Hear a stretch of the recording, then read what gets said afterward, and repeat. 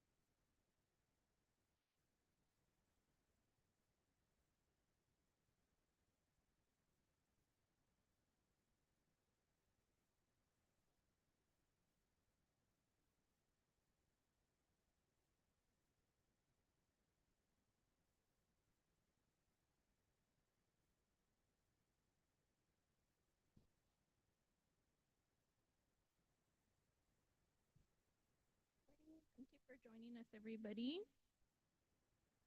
The time is 10:02, and I would like to call our public hearing to order.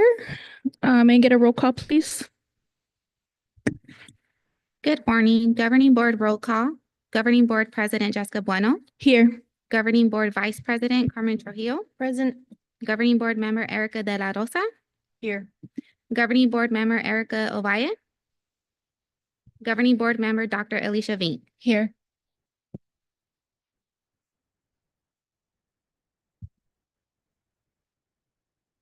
Thank you. And with that, we have quorum to begin our public hearing meeting. So the notice of the public meeting is to discuss possible school closures and potential boundary changes. A notice is hereby given pursuant to ARS 15-3432 and 37 that a public meeting will be held on February 22nd, 2025 at 10 a.m. in the cafeteria of Capital School. The purpose of the meeting is to obtain public comment regarding the potential closure of Paul Laurence Dunbar and May Bartlett Hurd Elementary School, and to obtain public comment regarding potential boundary changes. The governing board is considering these actions for the following reasons: declining enrollment, financial constraints, and changing demographics within the district. At this public hearing, attending members of the governing board of the Phoenix Elementary School District will hear reasons for or against closing of the schools and the proposed boundary changes. To make a public comment, community members may request to speak on agenda items during a meeting by completing a request to speak card and giving it to the board secretary at the meeting. The board president will call the names of those who ask to speak. If you are unable to attend the board meeting or public hearing meeting, you may send your communications to communityrelations@phxschools.org. Please stay in the subject line, community communication. Include your name and address and your role as a staff member, parent, or community member, along with your communication in the body of the email. It will be limited to 3 minutes at the discretion of the governing board president. So what we're going to do is we'll hear a presentation from our cabinet, but first I just wanted to take this moment to welcome everybody. We want to welcome and thank you all for being here today. I want to take a moment and personally invite you to my home. This is the home that I've been calling mine and have chosen to live here for the last 10 years. I've lived here in the Oakland neighborhood, in the Capital School neighborhood, 10 out of the 13 years that I have lived here in Arizona. Much like public comments I've heard over the weeks regarding the conditions of our neighborhood, I too was once intimidated when I first moved into the neighborhood, but was quickly, as soon as I lived here, I quickly was embraced by the community. In 2017, I began volunteering at Capitol and Kiwanis.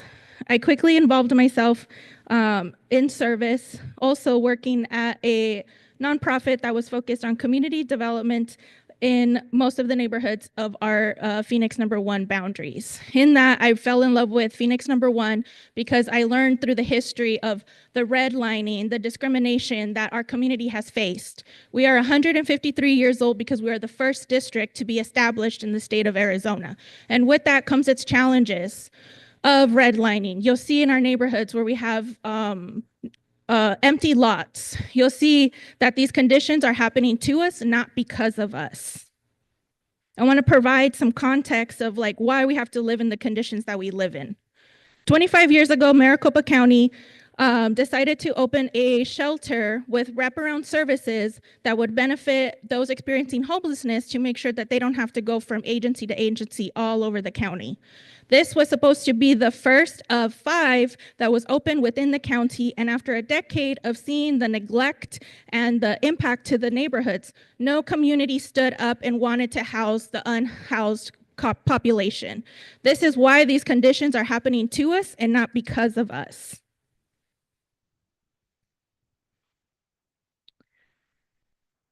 In 2019, when the shelter wanted to increase beds from 280 to over 1,000 beds, my neighbors and I fought back. We spent a lot of time working with the city on stipulations, but most importantly, the Office of Homeless Solutions was created in the city of Phoenix. We now have concentrated efforts here in Oakland to help mitigate the impact. These conditions are not happening because of us, but yet to us, and yet we thrive. Our students are filled with compassion and even host sock and clothes drives to help our unsheltered neighbors. In order for you to feel safe in your neighborhood, this is what we have to go through as a neighborhood in order for you to feel safe in your neighborhood. I just want to make it clear that this isn't happening because of us. It's because of everybody else in this city and this county that does not want to welcome unsheltered people in their neighborhood. With that, I digress, and we're going to move on to our presentation. Go ahead, Dr. Gonzalez.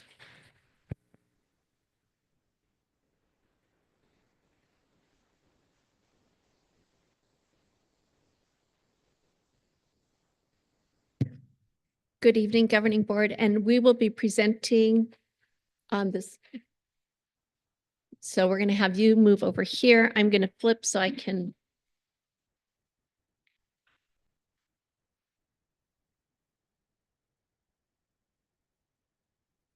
And I apologize, I'm going to be doing the glasses to make sure I'm reading correctly, but I enjoy seeing people's faces, so I'm going to take the glasses off so I can see your faces as I'm talking.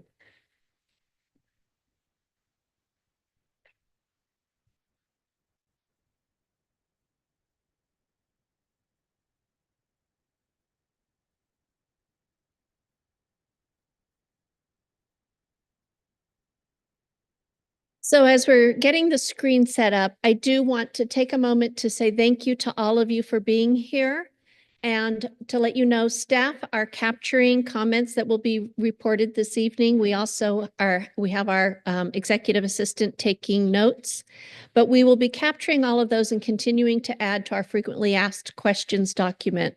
I wanted to point out one of the things that the staff here have done have been to record the frequently asked questions so that staff and members of the community as well as students can see those questions and the responses to those.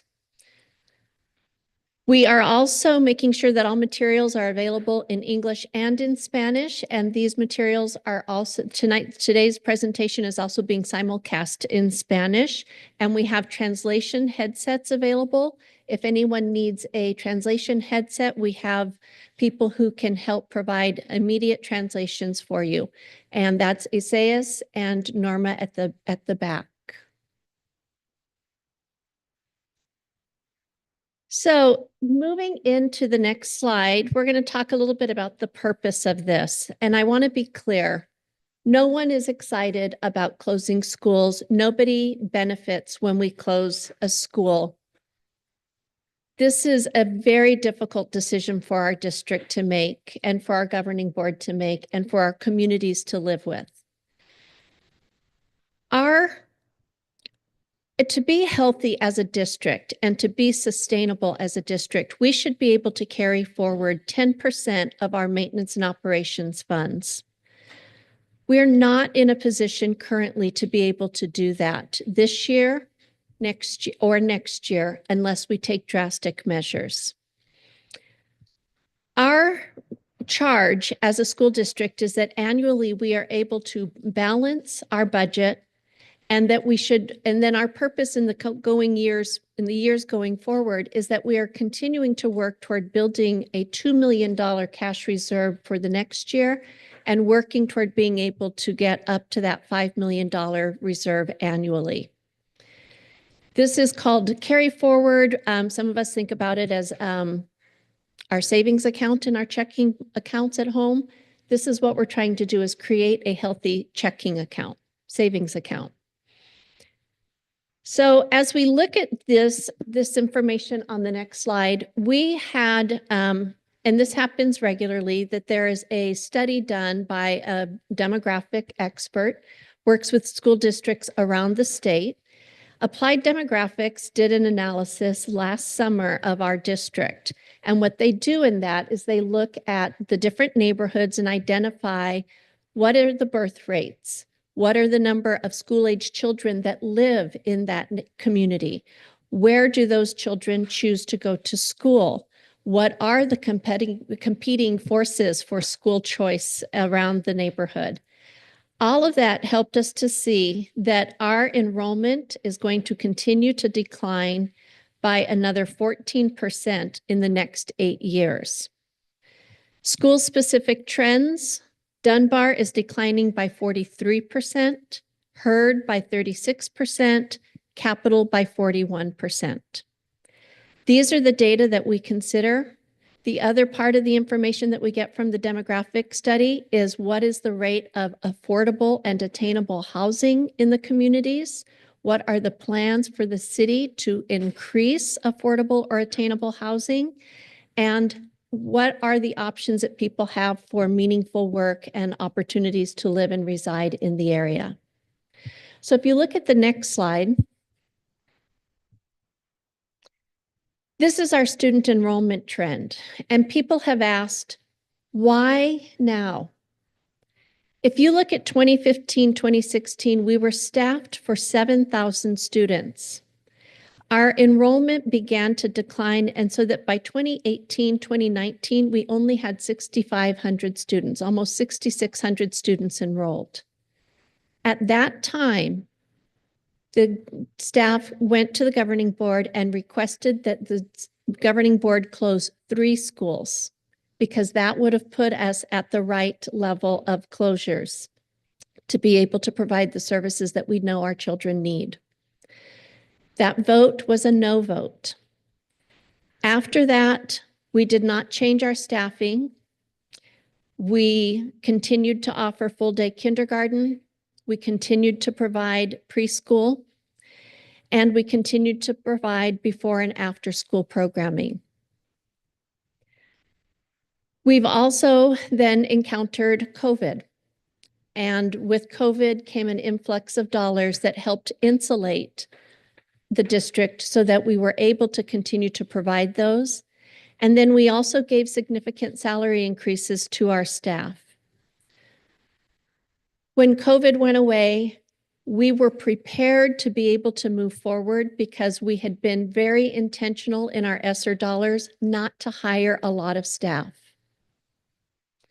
But unfortunately, with the declining enrollment and with the revenue cuts that we are getting from the state and the federal government, we just do not have the money to be able to continue serving as though we have 7,000 students with 14 schools. Our next slide is a detailed budget. And this is the budget that we received seems like we received this at the end of February, but I guess this is February, end of January. When we received this budget and looked at what our projected revenue carry forward would be, you can see that it's projected to be $8,340,851 in the hole. That's a deficit. It's hard to find places to cut $8 million out of a school budget in funds that are allowable to be cut because of programming for students. But we have to do that. If we don't balance our budget, then we get into further catastrophic budgeting and we could go into receivership. And I know that's not good for any of us.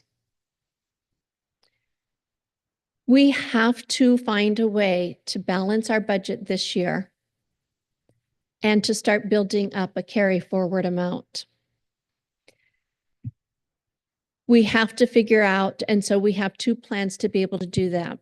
But let's talk a little bit more about what that means and how we can bring down our expenses so that we can begin to get a balanced budget and a carry forward in subsequent years. If you look at the next slide.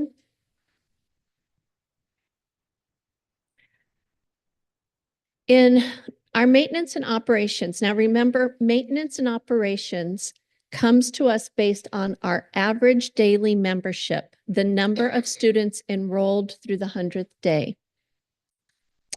This is based on the numbers of kids that we serve.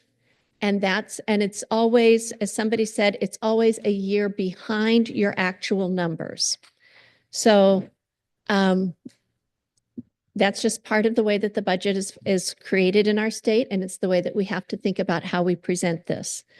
So maintenance and operations includes $11 million that we get from a desegregation order. The desegregation order was assigned to us, and we benefit from having monies put into that to ensure that we were creating conditions that every child would be able to succeed, and that we were making sure that we were not predominantly populating Black and brown schools with ineffective programs or ineffective teachers. We receive $11 million from the state for that desegregation plan, but that is all part of our $51 million maintenance and operation budget. We learned at our last public hearing that the schools cost approximately $4.1 million to operate. This does include staffing, and all schools are staffed at the same level based on the numbers of students that are present there. But when you look at that $4.1 million and multiply it times 14 schools, you quickly realize that our $51 million of maintenance and operation, it doesn't add up. We do have other maintenance and operation costs that include plant services to maintain our facilities, to maintain our grounds, to ensure student safety. We have child nutrition. We have front office staff, we have district office staff, and we have transportation that all are part of our maintenance and operation costs. So you can see where the math puts us in a really dicey situation. On the next slide, and these are small words. Some of the things that we've talked about, but I want to make sure that we are understanding this. Our ADM reflects only is how we receive our funding. Full day kindergarten students are only counted as a half student in the ADM funding. The state only gives you a 0.5 amount of money for kindergarten, not a 0.1 or a 1.0, excuse me. Preschool is not funded by the state unless a student receives exceptional services. And then they're not expected to have a preschool program. They would only get the services that their IEP or their individualized education plan provides for them. in terms of the service that they need to help them become school ready. So preschool, and we offer preschool to everyone, and we offer free preschool to everyone. That's not paid for by the state. Our ADM, again, thinking about the difference between the numbers of students that we serve and the numbers of students that we get funding for, and the fact that it's always a year behind, we have almost 700 more students that we serve than we actually get funding for. COVID-relating staffing cuts in 22-23, there were a lot of teachers who left the profession, a lot of people working in schools who left the profession. And as a result, we had to make sure that we had enough staff to keep students socially distanced, to follow all of the rules that we were receiving in terms of educating safely in the pandemic. During that time, we had to start sending out getting work from contracted services. So we have employee groups that are coming to us from contracts. We pay the contracting service a surcharge on top of what the teacher or the custodian or the maintenance person receives. We pay above and beyond that. So they actually end up costing us more than an employee who works for us on our payroll. That is a line item that we know we need to cut down, and we have to do more recruiting to attract more people to our district. That was part of the intention of giving more of our employees, giving all of our employees competitive salary increases. That allowed us to be competitive with surrounding districts and to ensure that high quality teachers are choosing to teach in our area and to serve our students. The other thing that we've started doing is consolidating district positions. We talked about that a little bit last time, but we had last spring, we cut 4 coordinator positions and 1 director position at district office. We are working on more of rather than having somebody stationed at every school, we're looking at the possibility of having teams that float between schools as another staff reduction.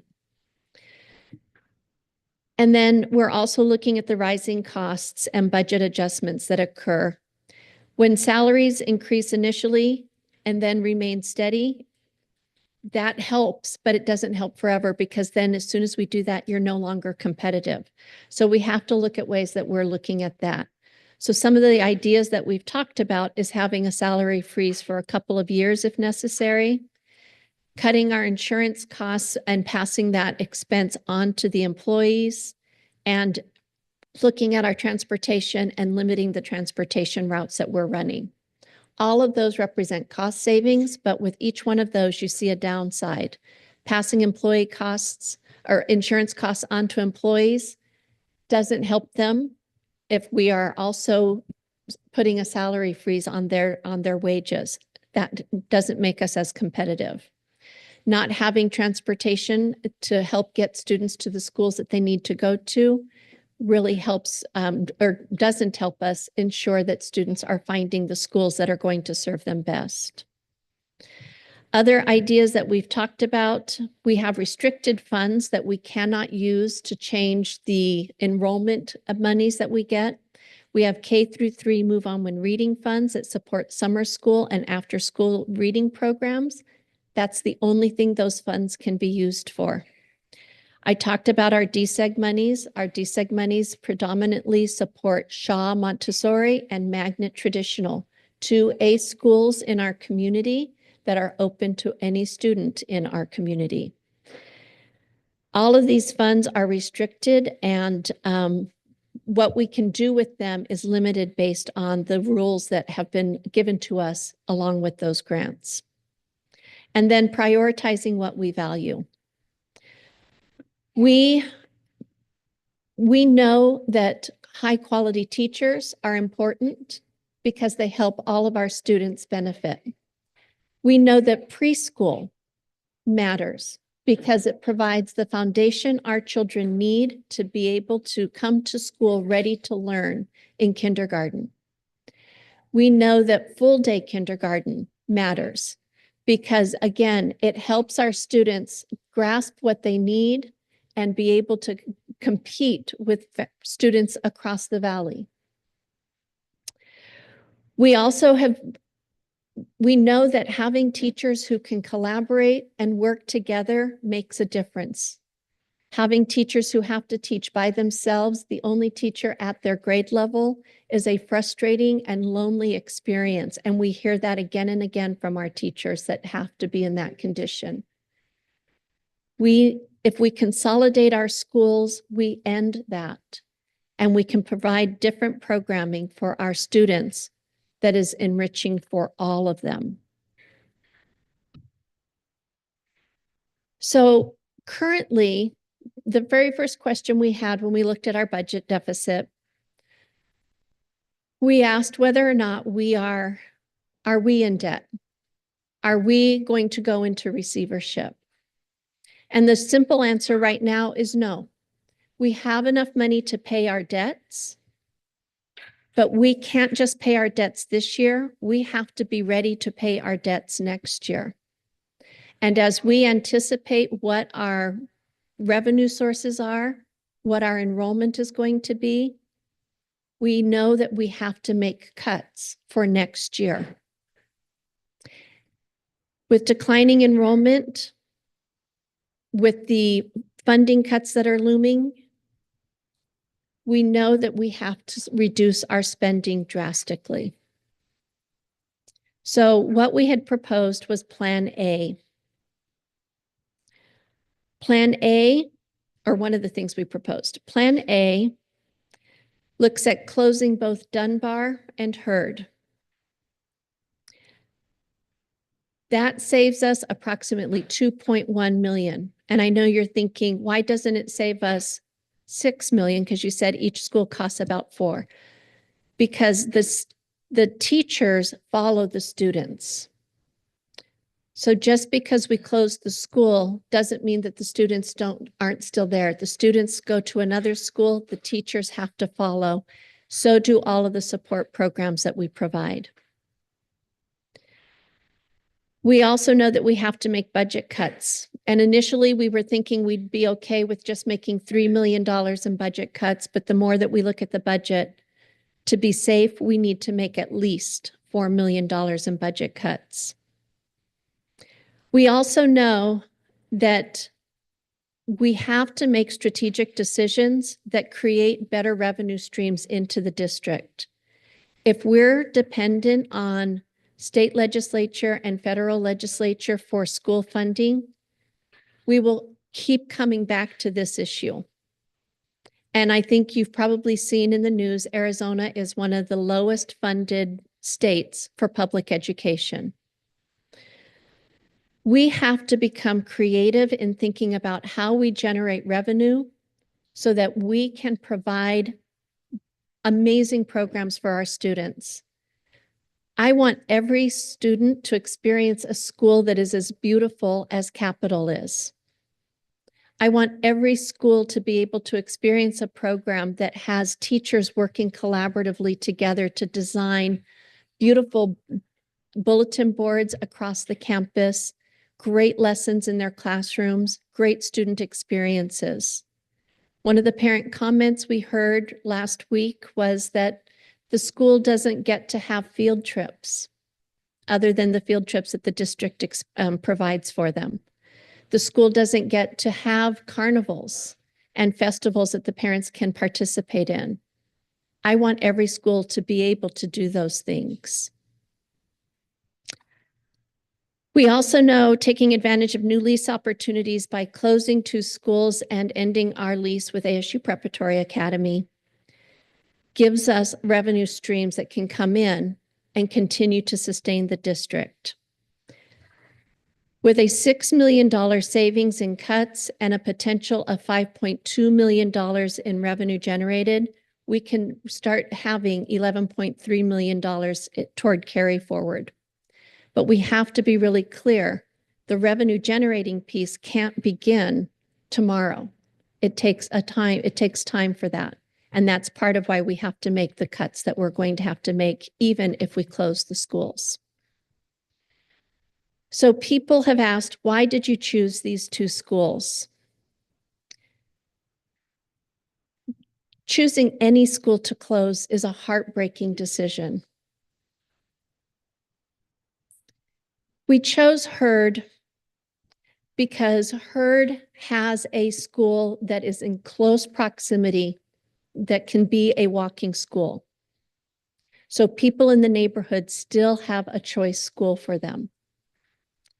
We chose Heard because we recognize that the opportunities in the community and the birth rate, looking at our demographic study, have shown that we're not going to continue to bring more enrollment to Heard at the level we need to create a 75% occupancy at that campus.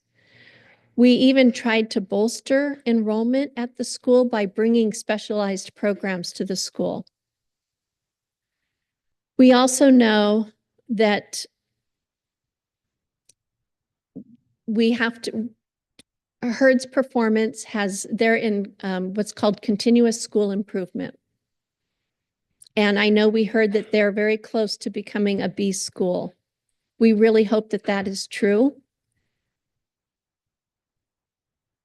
But our data right now doesn't show that they're a B school. They have specific population groups that they have to meet to be able to get out of continuous school improvement. And in our analysis of the data, they're close in one, but not in all. We chose Dunbar because Dunbar also has declining enrollment. Dunbar has had declining enrollment for several years. In fact, at one point, we had to move the sixth, seventh, and eighth graders off the campus because we didn't have enough teachers to provide, and we didn't have enough teachers willing to teach at the school because they would be a single teacher for that grade level. So we had to make the choice, and we moved them to Magnet.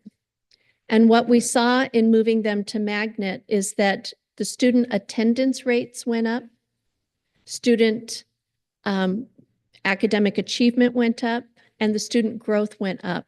In fact, student growth went up almost 70%. So we know that positive things can happen, and we retained more students in that transition than we were typically retaining at Dunbar prior to making that move. The benefits to the students, we've alluded to these, but I want to be explicit about this. And so this is our next slide. The benefits to the students is that the kinds of programming that they're able to get changes tremendously when you have more teachers collaborating and working together. You have teachers who are designing fun lessons, who are collaborating to create great field experiences for your students. You have teachers who are excited about coming to work because they have a team with them. Teaching is an incredibly difficult job. I was a teacher for almost 20 years. I love it. And when I retire, I plan to go back to teaching.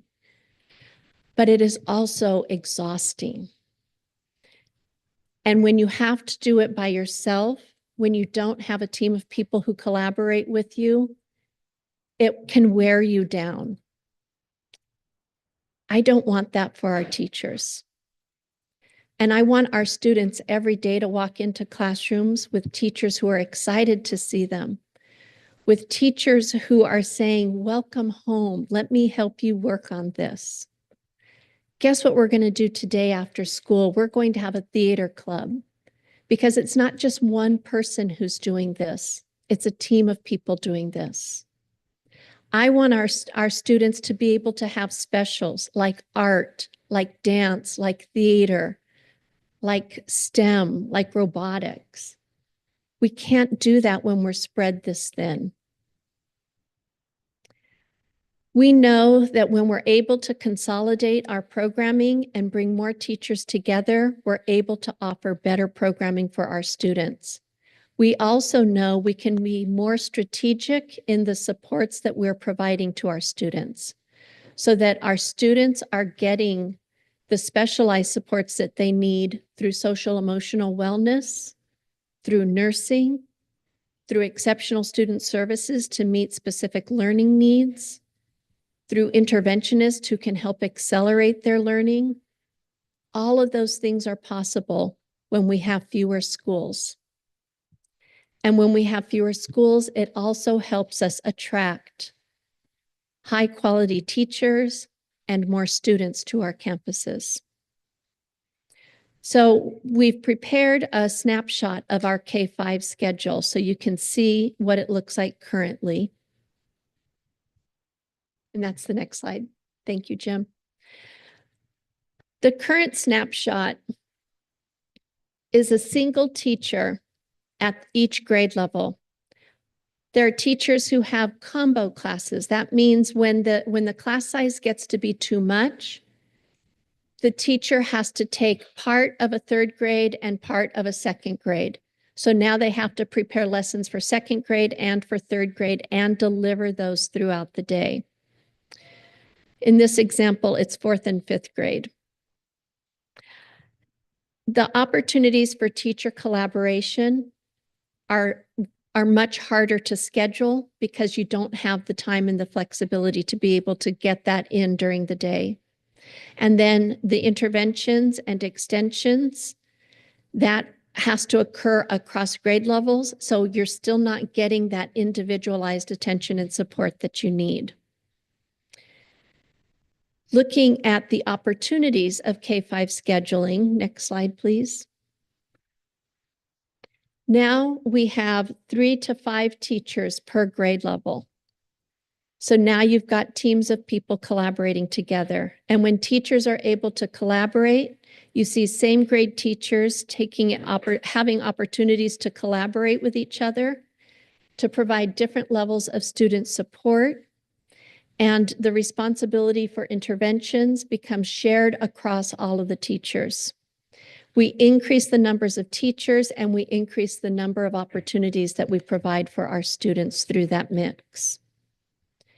Next slide, we'll see an example of what the current snapshot of 6th through 8th grade looks like. 6th through 8th grade teachers are partially departmentalized. All teachers teach a minimum of 2 content areas. Students only get 1 elective a day. 7th and 8th grade teachers teach a minimum of 2 content areas and 2 grade levels. 4 out of 5 teachers have to teach social studies in addition to what their primary subject matter is. Combo classes are found throughout the day in all subject areas, especially in our 7th and 8th grade, and collaboration and planning time is non-existent, mostly for our teachers. Now looking at the 6th through 8th schedule opportunities, 3 teachers per grade level in grades 6 through 8. Teachers are departmentalized, allowing humanities approach and allowing students the opportunity to use ELA and social studies together. There aren't combo classes. There's more time for teacher collaboration. Same grade level teachers have the opportunities to collaborate, to create family type experiences for students, that they are connected to each other throughout the day.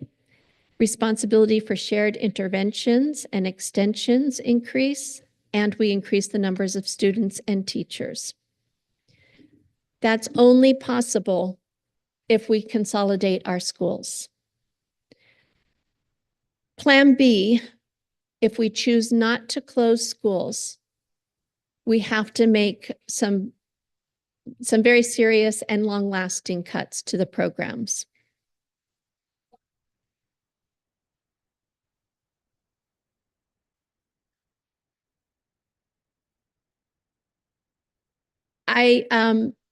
That's a state decision, and I think it's definitely something that if No, I am not a. I think that's fabulous and we can talk offline, but this is not the place for that. I'm not in a position to be able to say, yes, we would support that or not support that.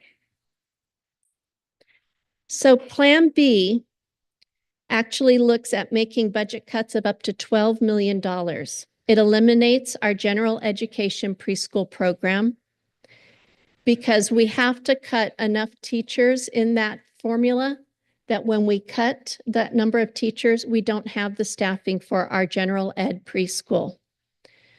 We also would have to cut our before and after school programs. And we would have to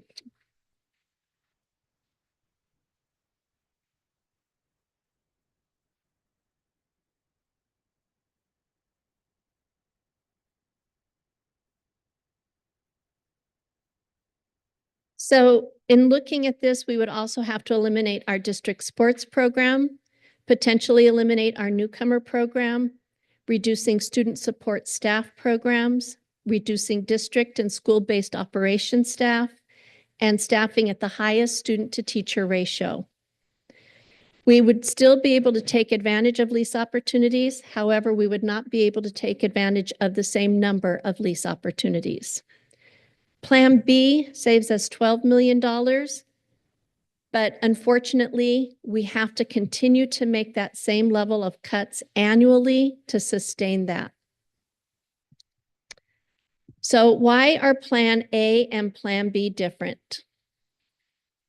Services and programs have to be cut at a higher rate in Plan B, and we have to do that every year. So the numbers for that plan are higher because they don't support they don't have a lasting revenue or a lasting cut in our budget. Our school board adopted a goal for all students to achieve at the highest levels.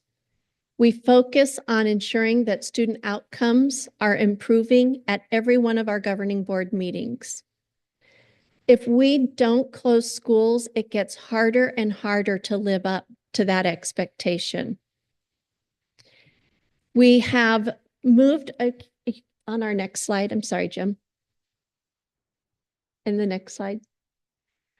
We have moved frequently asked questions so that we aren't going to take the time now for this because we do want to make sure that we can hear from public comment. And as I said earlier, staff are recording all of our public comment and we will continue to address it. On the next page, there's a QR code so that you can access the frequently asked questions. They are changing every day as we get more questions. So please check this regularly. And with that, that concludes the presentation. We do want to remind you, though, that there is an upcoming public meeting Tuesday, February the 25th at 5:15. It will take place at Dunbar, which is at 707 West Grant Street. And now we will have board members come back up and we'll move to the public comment time.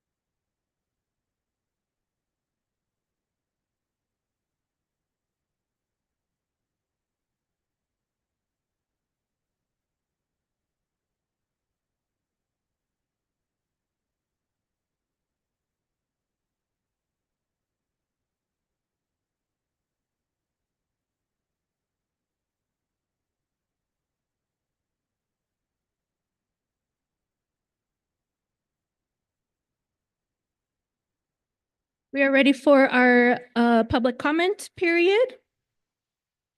And we'll start off, we have 3 minutes each speaker, no time swapping, and we'll start with Miss Susan Bauer.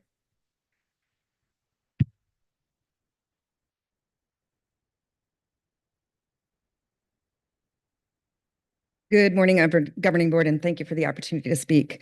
My name is Susan Bauer. I am a proud PESD employee. I am the art lead for the district and the art teacher at Herrera School. I am also a constituent of the district, and I live in the boundaries of Hurd Elementary. I understand that the idea of closing schools is extremely difficult and very emotional. It is a hard decision, but unfortunately a necessary one. I'm in support of closing the schools because we need to prioritize the need of all 4,500 students in our district. It is unfortunate that over 400 students, or about 10% of our students, will be impacted by this decision. However, if the schools are not closed, 100% of students, staff, employees, parents, and community members will be impacted. Not closing schools will strip the district programs to the bone, and one area that could potentially be impacted is special areas, which includes the art program and PESD. Diminishing or losing art programs within our schools will be a detriment to our students and our district as a whole. We have a strong history of supporting the arts within PESD. Countless art shows, instrumental and choral performances, and specifically to the visual arts, we have a 30-plus year relationship with the Alwyn House for our district art show, which is a unique opportunity that few districts have. It provides students with the experience of exhibiting art like a real artist and being able to sell their artwork. An opportunity that we may lose in the fallouts should this decision not occur. Within our communities alone, the arts program within PESD have created many public artworks. The Saluna art installation by Edison was a project I oversaw personally, working with professional artists, the city of Phoenix, and our students to create a collaborative artwork. My students at Herrera designed and just finished painting a mural at Faith North Preschool. This is important to our community, and our arts program is a part of the community and an important part of the community.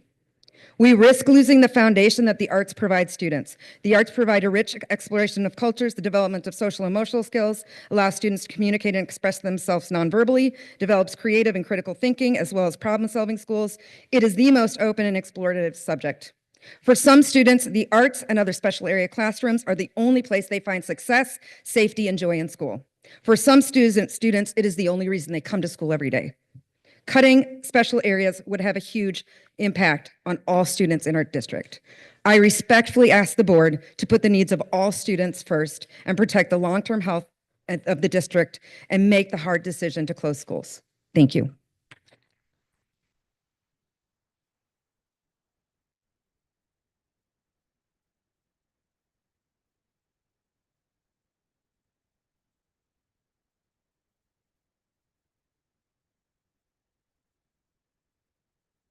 Next, I have Jennifer Rodriguez, followed by Micah Johnson.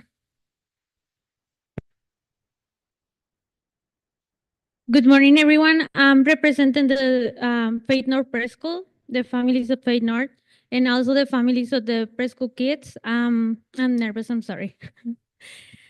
I want to tell you the benefits, and I'm a living proof of the big achievements my son has made. I got 3 preschoolers and hopefully soon to be 4. I can tell you that we are an inversion to the district. We don't want to see ourselves as an expense. When you have a family and one of the members of the family can work, you just don't let it go. You work together, you support it, and you make it work for the future. I know there are hard times right now for the district, and I see a couple of districts on the same situation too. But I'm telling you that I can assure you that parents are ready to work. I'm a president of the PTO of the school, and we are ready to volunteer ourselves to avoid our kids' school to close. We are ready to step up, and we are ready to take measurements as much as we can to avoid the closing of the school. We are a home of 140 students right now and 45 staff members. And I see them daily, and I can tell you that I can see the kids now walking without support, now talking, now saying words, now interacting with other kids, and they are ready for kindergarten. Think that it's hard to go with the special kids need and go in the classroom with 30 plus students and make it work. It's not possible.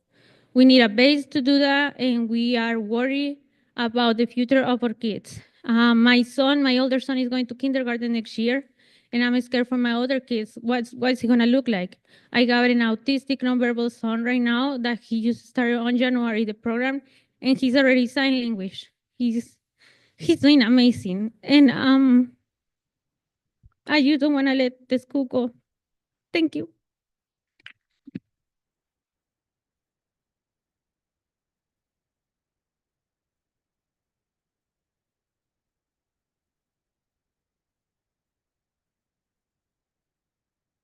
Hi, thank you. My name is Micah Johnson. I'm a community member. I live in the Heard District.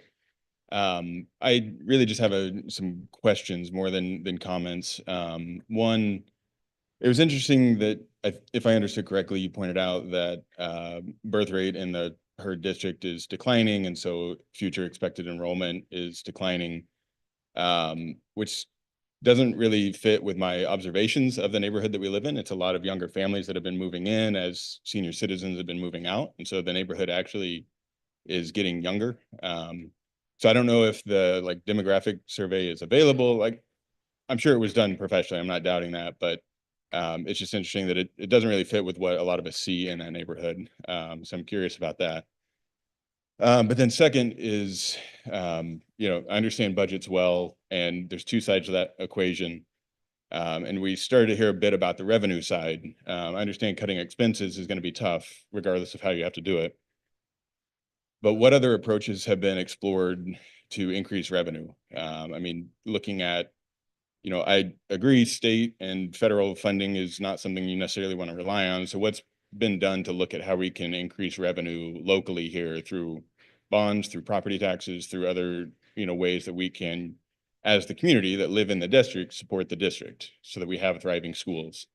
So that's, I have browsed everything online and couldn't really find much about that. And so I think it would be helpful to hear more about how we're considering looking at the revenue side, looking at leasing some buildings, could be a creative use of that, but I'm not sure that brings enough, long-term funding to really, meet the needs. So yeah, we'd love to hear more about that.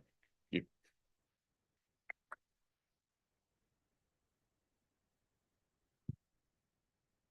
Thank you. I have Mr. Bill Herman, followed by Nicole Freed.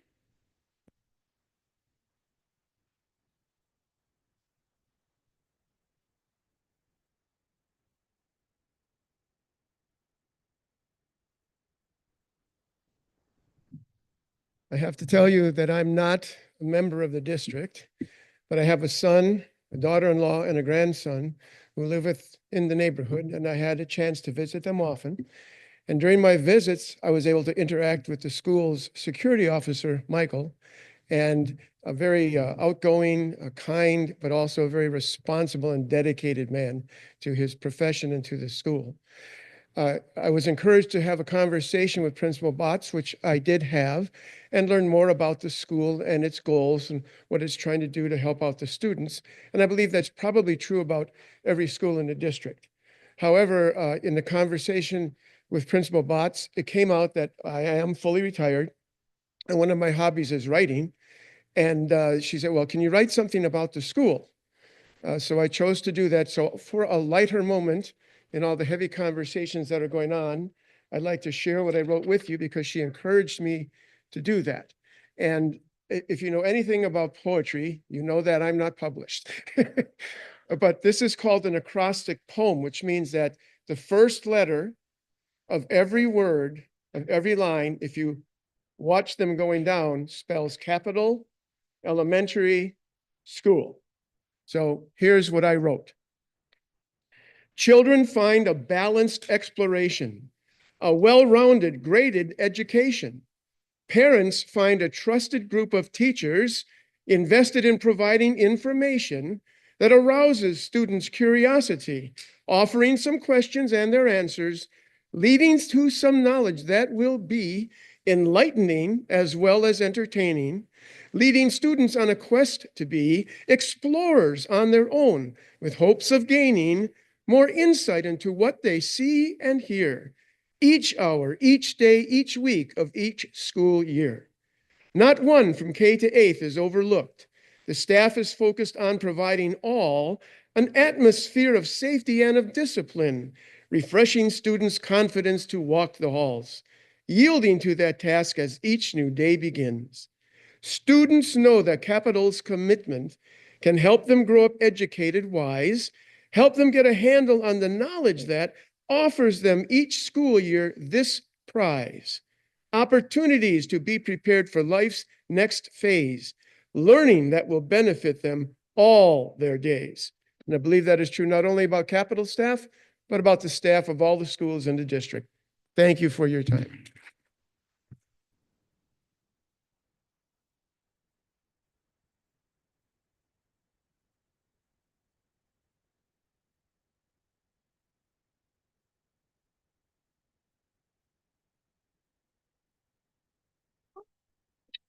Hello, my name is Nicole Frieda. I'm a proud second grade teacher at Capital Elementary. I want to start off by welcoming everyone to our campus and thanking you for coming out on a Saturday. I went to the public meetings at Hurd and watched both board meetings online, and I would like to clear up some things about Capital. Safety. I know that our neighborhood is rough. I used to work downtown and I'd have lunch across the street every couple of months, and I didn't know this was a school until the day I interviewed. But now I can't imagine not knowing that. We work hard to make sure that our campus is clean, welcoming, loving, happy, and safe. Of course, there are unhoused people in the area, but that is the case everywhere. Phoenix is in a housing crisis. However, the staff is dedicated to keeping your students safe. I have duty every afternoon at the back gate on Polk with a great team.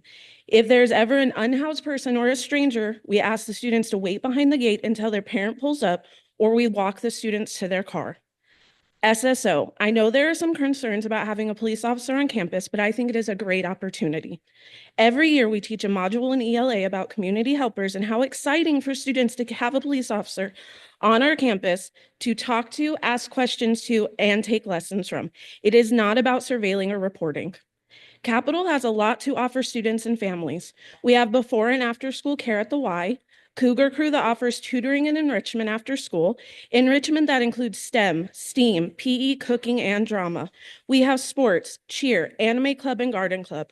We have festivals in the fall and winter, concerts from music and band, student council fundraising at Peter Piper, school dances, a talent show every May, and this year for the first time we are putting on a play.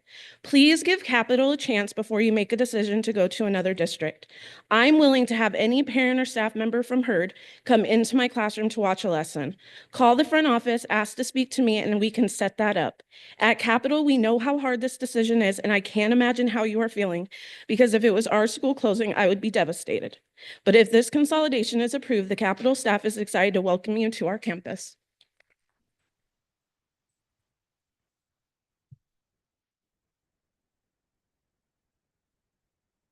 Thank you. Next, I have Maria Flores, followed by Roberto Manzuno.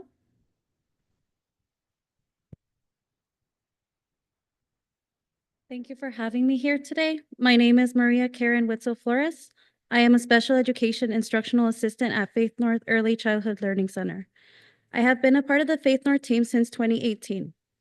I started off at Faith North as a child nutrition worker because I wanted to provide warm and nutritious meals for children. During my time in that position, I would observe and hear through the cafeteria doors all the wonderful things Faith North Preschool would provide for children and families to experience. In 2019, I made the decision to apply as a special education instructional assistant so I could also take part in providing hands-on learning experiences to young children. I have also been inspired to continue and pursue my education in early childhood education by currently attending PVCC. I realize that we are forced to make a very difficult decision for the future of PESD that will impact our students, families, community staff, and educators. Although both decisions are not ideal, I strongly believe that removing preschool programs is not an informed solution. The reason I say this is because by the age of 5, a child's brain is already 90% developed. All the experiences a child has within these first few years are crucial to their development and success in the future. By taking away the preschool programs for some or all children throughout the district, would take away the opportunity to develop and support a young child's physical, cognitive, and social emotional development. There is a common misconception in the term preschool that some people may think we are babysitters. I can proudly say we are much more than that. To support a young child's development in our preschool program, we observe, plan, and implement ways for all of our young children to be ready, not only academically, but in the social, emotional aspect as well. Here at Faith North, we have recently acquired a 5-star rating from Quality First, meaning one of the highest ratings in providing quality education to young learners. It truly saddens and makes me question Phoenix #1 slogan, inspiring every child to achieve, since one of the choices is to remove general education preschool programs and possibly remove the preschool experience for our children with disabilities. I am not here today for my position because I am sure there are various opportunities available in Phoenix. Again, I am here to advocate for the current and future young children in my school and district. I am hopeful you take into consideration what I have shared with you today on the importance of maintaining all of our preschool programs across the district available to all of our young children. Since there is a time constraint, I encourage everyone present here today and those who are joining us virtually to inform themselves of the importance of early childhood education by visiting the First Things First website. Thank you. Thank you for having me.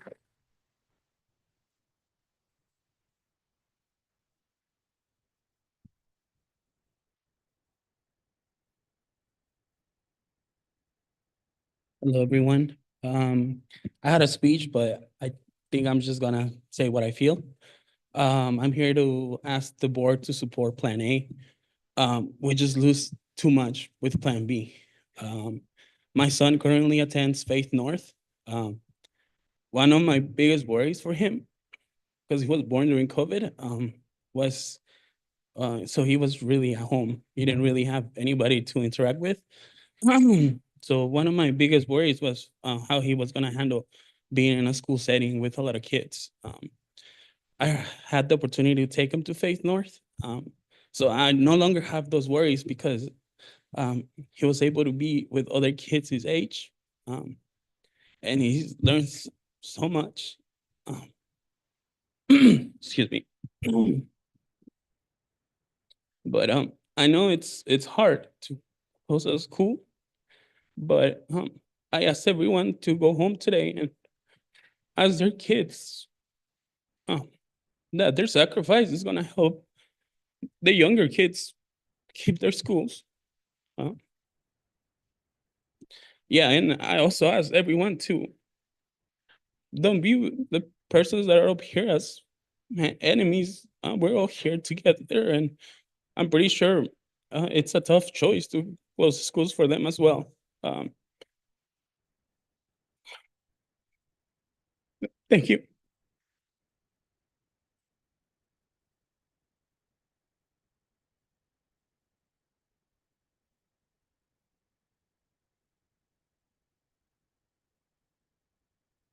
Next, we have Jennifer Garcia, followed by Zoe Soto.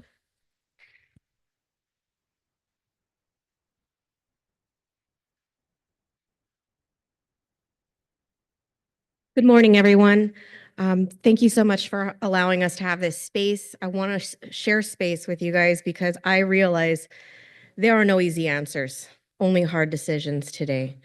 I stand here as an advocate for the preschool programs because I and the rest of us out here, we understand the value of preschool education.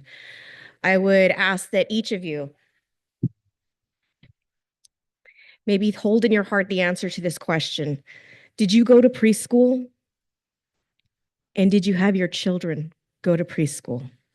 Look around at the faces around you because I guarantee you that answer is yes for most of the faces you will see in here.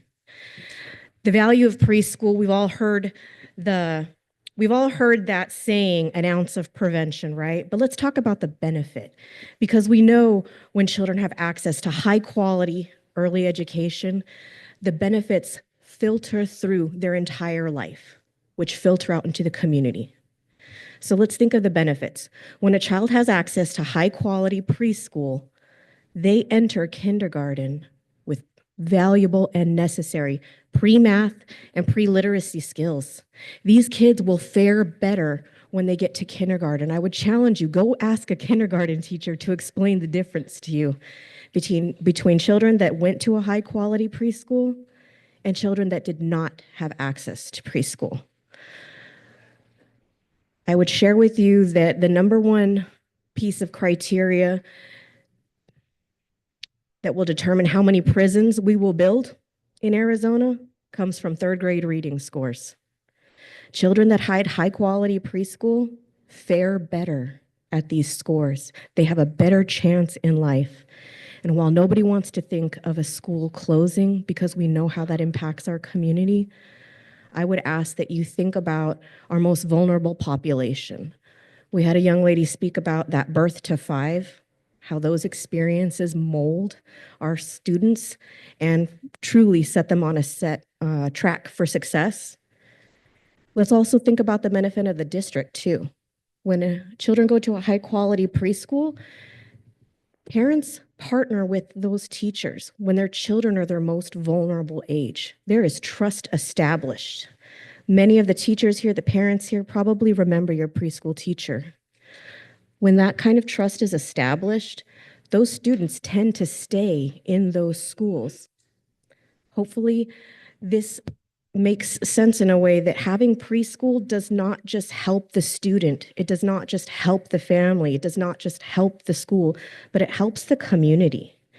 Kids that do not go to preschool often have a higher incidence of teenage pregnancy, dropping out of school, maybe entering the juvenile system.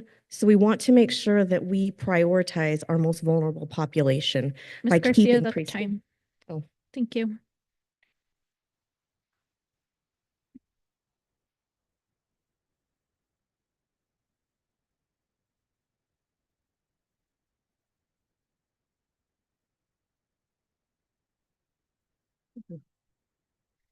Good morning, everyone.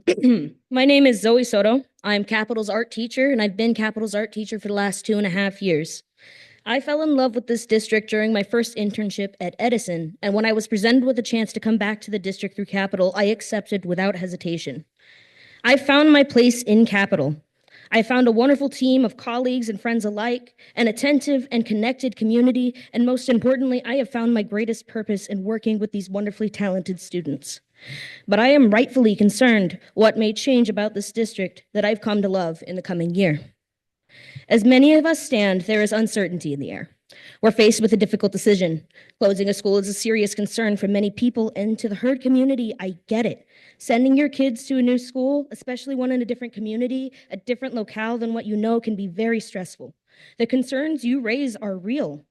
This is unfamiliar territory, and it's an important part of your child's life that might be disrupted by this shift in schools. But there is something greater to be worried about if Hurd remains open. We must understand that if we do not move forward with the consolidation, that the entire district will be impacted by a loss in staffing, programming, and supports that would negatively impact all of our students in various ways. They could lose access to academic and behavioral supports, access to courses and clubs that meet their interests, and a strong educational foundation. One must ask themselves, in the face of keeping Hurd open, what will the quality of our communities be if we decide to remove access to these support systems and a well-rounded education? In recognizing that this, again, is a hard decision to make, I would like to offer this. I know that I can speak for more than myself when I say that I would love to meet these new faces and see what they are capable of. I can speak for the many of us who are eager to meet these children and their families head on with open arms, who are eager to show them that together we can be a stronger community. Together we can find new ideas, we can make new friends and create something wonderful. We have a chance to make something new for Phoenix, a foundation of friends and family that are closer. And if we focus on the future of our students and the opportunities that we can provide them, then I feel that we will find a sense of community together. I would like to respectfully request that the board keeps in mind the needs of both our students and the communities that they live in when making their decision with this matter. Thank you for your time.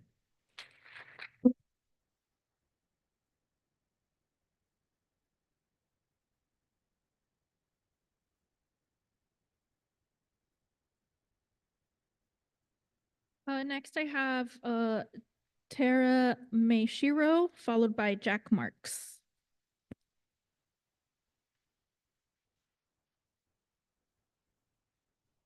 Good morning. My name is Tara Machero, and I am the art teacher, the proud art teacher at Edison Elementary.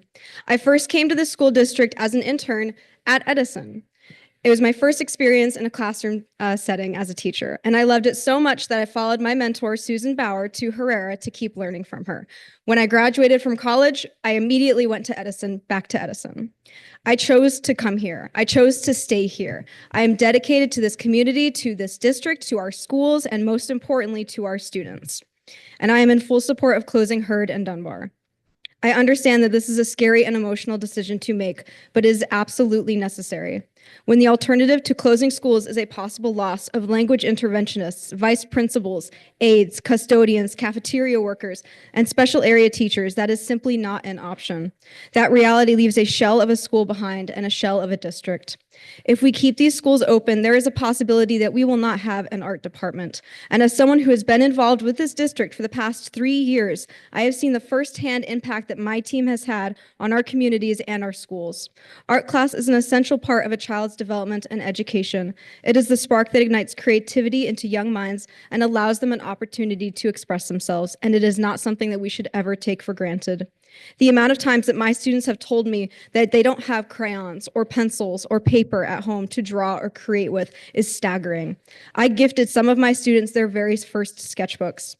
And for many of my students, my class is the one time throughout their day where they can work with paint, where they can work with clay, where they can create unabashedly. We are teaching not just arts and crafts, we are teaching culture and creativity. Only a few weeks ago, we were having this exact same conversation about ASU prep, that school closures are an awful thing to go through for everyone involved. I empathize with the parents, the teachers, and the students who all feel like they are losing their home school, but this district is your home no matter what. My school is also going through changes. We are losing our 5th through 8th grade next year. And I've heard the worries and the concerns of my kids who have to find a new school. I understand their fears. But if we choose to keep these schools open, the entire district of 4,500 children will suffer the consequences, not just losing art, but possibly special areas, interventionists, and support. I urge the board to please make the right and difficult decision by all of our students, not just the few. Please consider closing these schools. Thank you.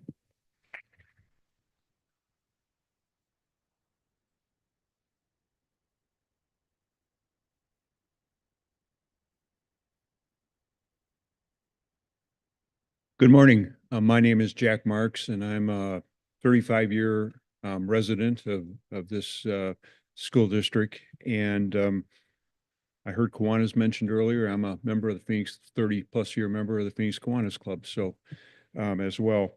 But I am here today at the request of Gigi George. Gigi is a longtime advocate for our historic neighborhoods.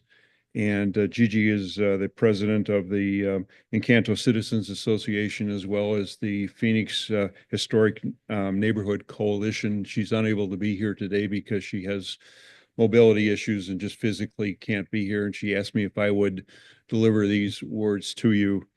As a 56-year resident of the Phoenix Elementary School District 1 and longtime supporter of schools, I am utterly opposed to the closing of the May Bartlett Heard School. As a former chair of the Phoenix Elementary School District #1 Historic Committee under Dr. Ruth Ann Marsden, we worked together to get a new roof put on the Franklin School, which was then sold to the Phoenix Union High School District. Heard is a wonderful school that has a robust enrollment and is surrounded by a thriving neighborhood. The lack of information and transparency surrounding this proposed closing is nothing to be proud of and is puzzling to the residents of the district. Please defer this proposal until everyone can be informed of the facts surrounding such a hasty decision. Thank you.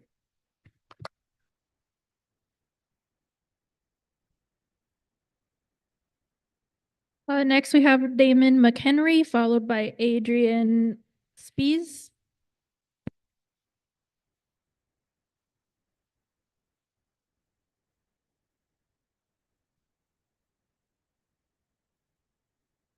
Sorry. Hello, my name is Damon McHenry. I'm the current PE teacher here at Capitol Elementary. First and foremost, I want to approach this with empathy. My deepest condolences to students, families, staff of those schools facing possible closure. These are tumultuous times, and I will not even pretend to know what you are going through. However, I would like to speak from my perspective here at Capitol. Although initially hesitant at the possibility of almost doubling our population, the feelings that I am picking up from our staff, myself included, are positive.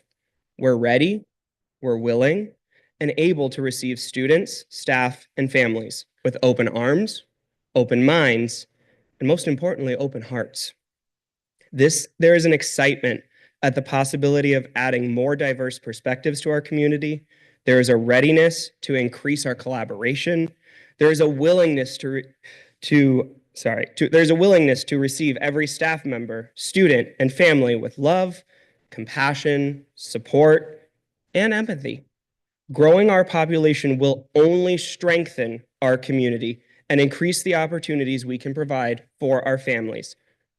On the other hand, if we choose Plan B, we'll be losing so many supports and experiences that our students, families, and staff have come to love. After school sports, gone. Preschools, gone.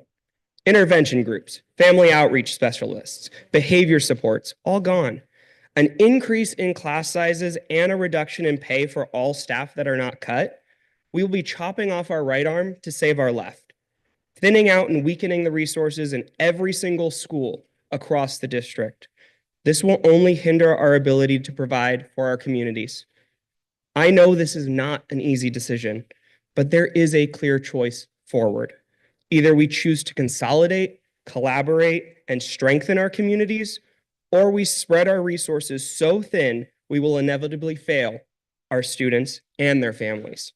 The choice is yours. I know what I choose. Thank you.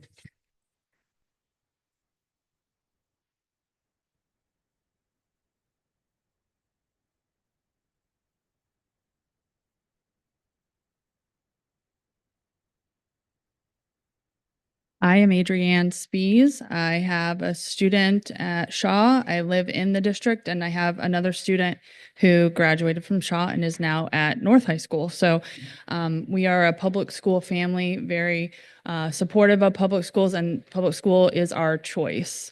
I want to first recognize one of the unfortunate realities of funding for public schools in Arizona, which I'm sure you're all aware of. The legislature is not particularly friendly to public schools, and I wholeheartedly agree that the expansion of ESA vouchers has been particularly harmful to public school funding. However, I just want to make a comment about something that was brought up earlier. District employees are public employees, and I would presume that there are some restraints on the district's ability to lobby the legislature or campaign for candidates in their official capacity. So I think it's unfair to attempt to hold the district responsible for the decisions made by the legislature. And I think we all need to be talking to our legislators and encouraging them to fully fund public schools and to cut back on the ESA voucher program and to have some accountability for the ESA voucher program. The district's responsibility, the administration and the board, your responsibility is to make the best decision for our district with the funding and the tools that you have. Another reality for our district is that public schools in Arizona are facing is that school choice, we are a school choice state. So not only are we competing with other school districts because of open enrollment, we're competing with charter schools and private schools. So we have a declining enrollment, our budget is strained, and we're competing with other schools. So what should we do? Should we continue with the status quo, or should we consider changes to keep our district competitive? Should we be considering bold and creative solutions to perhaps attract more students to our district? Should we be expanding programs that are already successful and popular to bring in more students? Everyone here is a proponent of public schools. We wouldn't be here on a Saturday morning if we didn't care about public schools. But what does it mean to save and support our schools? Does it mean keeping all 14 of the schools open no matter what? Does it mean keeping all 14 schools open, even if that means cutting things like free preschool, free full day kindergarten, cutting things like maybe social workers, librarians, art education, middle school sports. There are a lot of families in this district that could not afford to pay for those things if they were converted from free to paid. And I worry about the negative impacts of that. I do recognize there are negative impacts to students when schools are consolidated or closed. However, I believe there are ways to mitigate those potential negative impacts, and I would expect that that's going to be part of the district's plan. On the other hand, studies shows benefits to students with support services. Is that my time? Okay. All right. So I propose Plan A, the better of the two unfortunate options.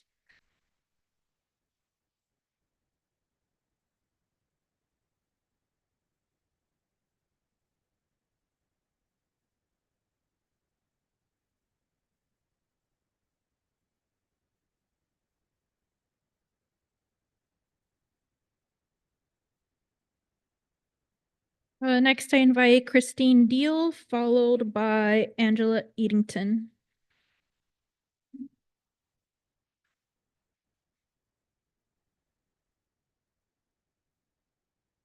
Good morning. My name is Christine Deal, and I'm a 26-year resident of Westwood Village and Estates, and recently a retired realtor of 25 years. I'm also the past president of Westwood Village and Estates Neighborhood Association. I spent 8 years as the president putting together Westwood's application for a National Registry of Historic Places. We were granted the National Historic status in November 27th of 2021. Westwood is a community of 922 homes and multifamily residents. Westwood was built between 1948 and 1955 by one builder, Alfred Anderson Sr. and his construction company. The building of West Phoenix High School in 1948, now known as Metrotech, and May Bartlett Hurd School was built in 1951, is part of our community, and we have become landmarks in our community. Both schools are within walking distance of our neighborhood. Anderson Construction advertised both in school and in their newspaper and advertisements. Westwood has 9 plats, and each plat was annexed into the city of Phoenix during construction of its homes. Plat 1 was annexed in 1947. Before starting Anderson Construction Company, Estates plats 2, 3, 4, and 5 were annexed in 1951 during the construction Westwood Village was annexed in 1953 while under construction. Hurd School was constructed by Westmeyer Construction Company and was designed by Lesher and Mahoney Architects. The cost was approximately $3,000 and was designed to serve 470 students. It was located in Maricopa County within the city limits. So Westwood students were being bused to Alhambra, 2.5 miles away, which was badly crowded, and attended school on double sessions. In April of 1952, Westwood residents M.G. King and Ralph Mullen petitioned the school with a signed petition to annex Hurd Elementary into the city limits so their students could attend the school within walking distance of their homes, thus making Hurd part of the community. Hurd also, as of today, approximately has 433 students attending it as of today. It is very important that the students can still attend school in their neighborhood. Without an elementary school. That's time. Thank you.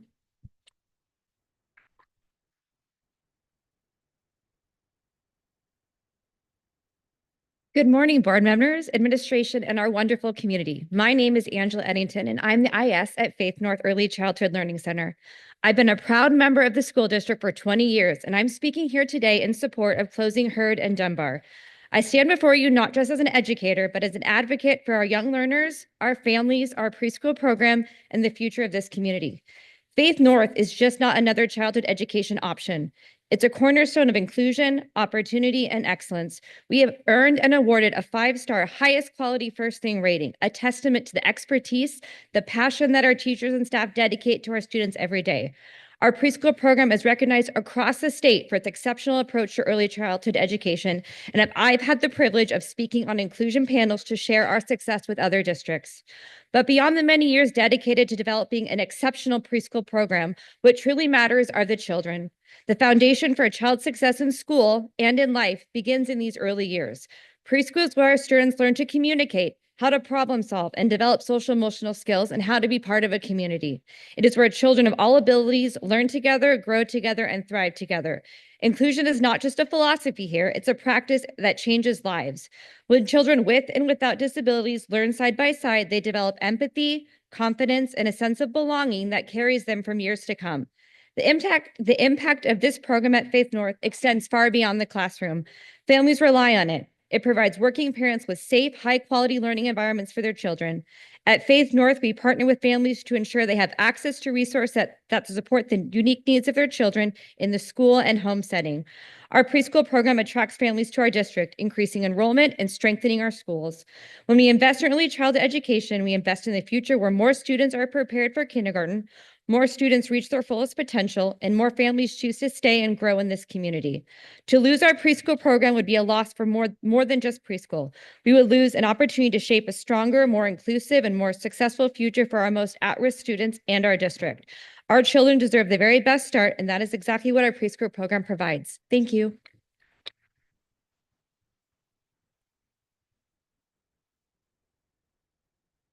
Next, I invite Angelica Luna, followed by Ruben Hernandez.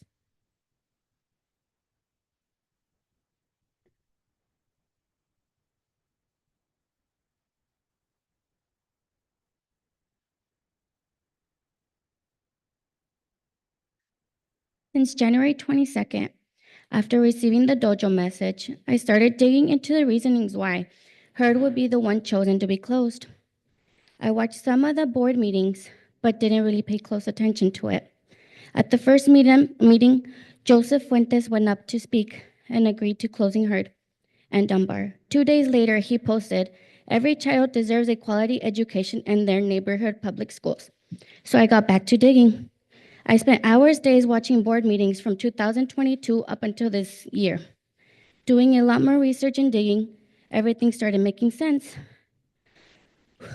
The lying of the low students, the structure of the school needing repairs when it had things done to it between 2006, 2007, as well in 2014, and a lot more. Having random people come into the schools to see it, low on funds and not being low on funds, giving raises and promotion to overhead. When asked to see numbers, we were giving numbers with missing information, sending letters to parents of pre-K students to scare them with Plan B, just so they can come and speak, and again to closing the schools.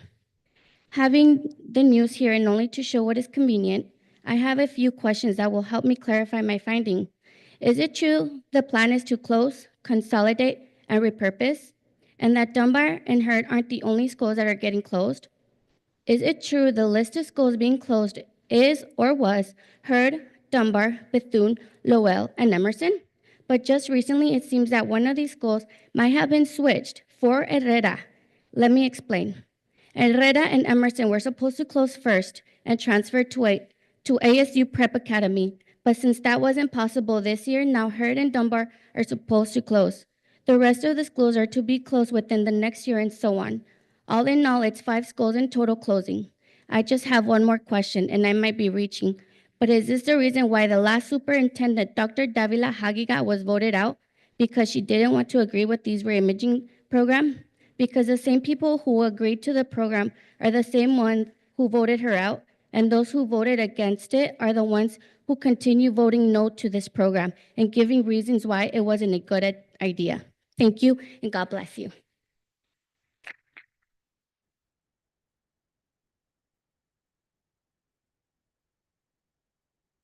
Is Ruben Hernandez still here?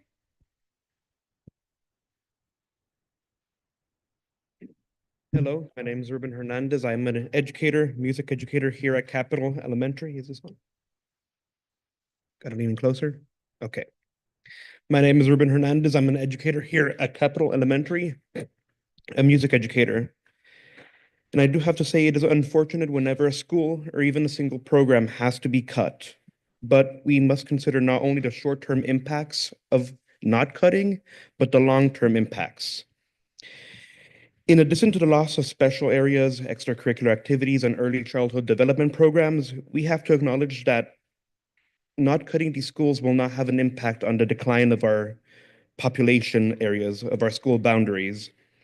We may simply be delaying the inevitable because these schools have already been considered for closure in the past.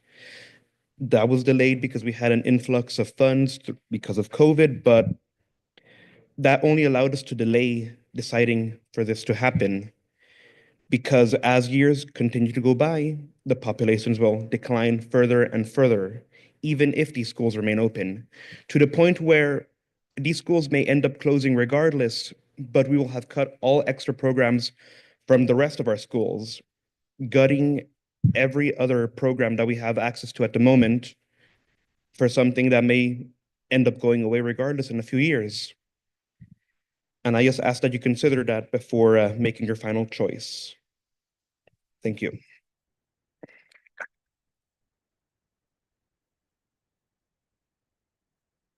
Next, I invite Paul Booth, followed by Luz Gomez.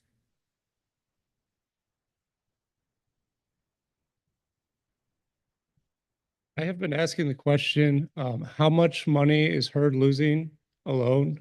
Because if keeping Hurd open is going to like cause all these programs to go away, then it's some sort of like crisis, some sort of scandal.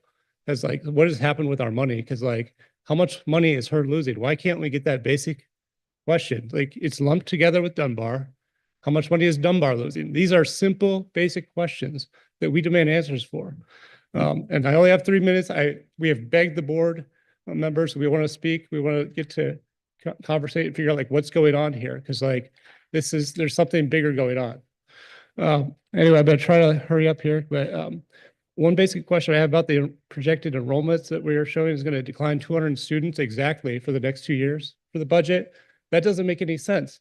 We're saying that like Capital is going to decrease by 41%, Dunbar by 43%, Hurd by 36%, and we're going to lose like 20% of Hurd by going to Capital. Like the math isn't math. It's not adding up. Like ask questions, people. Like we're just like going along with what they're telling us, but like it doesn't seem to be true. The other thing I want to look into is the desegregation funding. Like we're talking about closing preschool, but like most of the preschool and kindergarten is at Shaw. And half of the desegregation funding goes to Shaw and Magnet. Like it doesn't get split everywhere. We don't want preschool closed. We don't want Capital closed. We don't judge Capital. We are the same. We were redlined 70 years ago, and we're still being treated like garbage because we're west of the 19th. Like if we had $1 for every time we heard that, then like our budget crisis would be solved. Like we just want to be heard. Nobody's listening. Nobody's looking at the numbers. We're just like using scare tactics. My son goes to Faith North. He's a preschool student that are special needs. Like, we don't want that closed. But like most people have to win the lottery, get on the wait list at Shaw. It's not benefiting us all. Like, we want the preschools back to the schools. We want it at Capital. We don't have it at Hurd. We want it at Hurd. That will solve our enrollment problems. We won't be getting out of district people using our money for preschool, okay, at Shaw, which is currently happening. 30% of the enrollment is out of district at Shaw. Look at the numbers. They are using desegregation funding to segregate us and pin us against each other with scare tactics. That is all I'm asking. I just want to be heard. Like, I don't know like how long this has been going on, but like something is wrong here. Like, look around, people. Like, how much money is it going to save closing Hurd? It has 446 students. That drives revenue. It doesn't make sense. Dunbar has 156, and bad things have been done to Dunbar in the past. They were threatened to close 5 years ago, right? They moved 3 of their grades. So yeah, their enrollment's not much now, but like this is Black History Month. We're closing a segregated school that was over 100 years old in history. Just listen to us.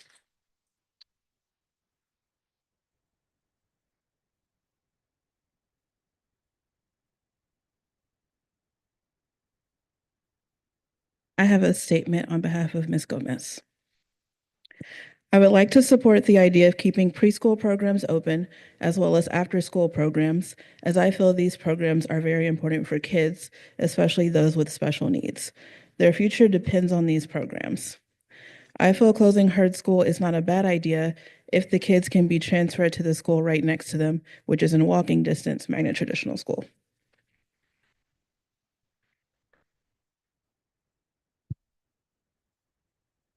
Next, I invite Allison Golick, followed by Anna Lauder.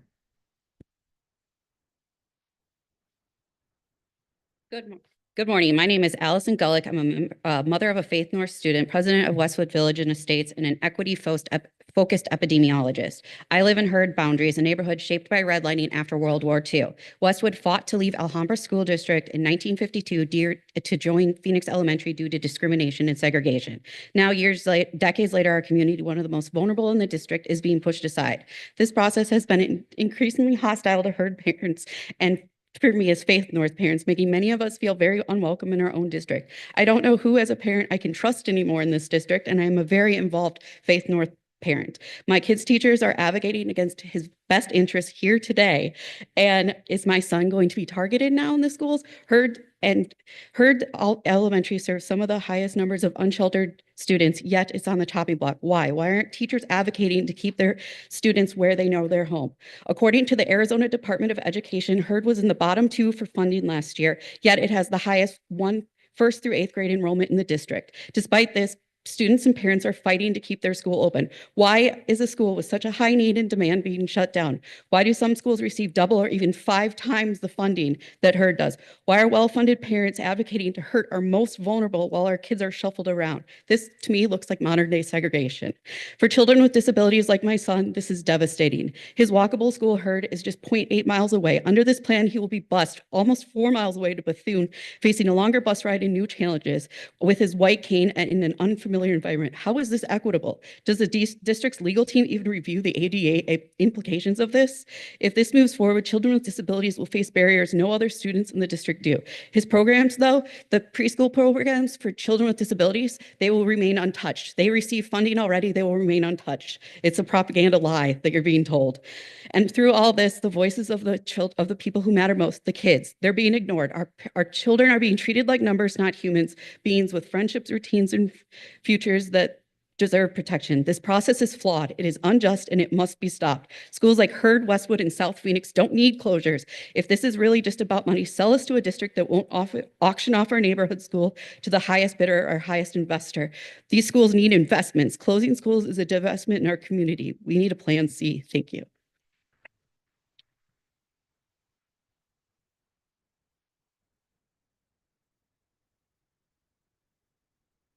My name is Anna Lauder. I'm a parent of 2 Phoenix Elementary District students, both at Kenilworth Elementary. Thank you, board, President Bueno, Dr. Gonzalez. I want to respond to President Bueno's passionate appeal to this room at the beginning of the meeting and appreciate her compassion. It's an important point and should be made. No public comment here should disparage any school community, for all neighborhoods deserve schools they're proud of, and should not hear comments from other community members saying otherwise. This is not about capital. Also, if you're here to support school closures and your family is enrolled at a different school and you've been asked by a principal or district staff to come and speak in support, I would encourage you to ask for something in return, that you be given the actual data you deserve and are entitled to. This presentation and the frequently asked questions is not sufficient. This is not about Faith North. If we don't actually get real numbers and data, we will be facing even bigger problems. Our efforts should be at the state capitol. The state has the resources to fund preschool and full-day kinder. To be told this is an either-or decision, an A or B, as the only option is an example of ineffective and non-transparent communication. It feels like, to me, a lazy, short-sighted, dishonest approach that the claim is there are only 2 options. I want to say again, the state could fund preschool and kindergarten, so let's actually show up there and pressure them to do so immediately. I'm also here today to implore Superintendent Gonzalez to respond to the requests and demands of this community.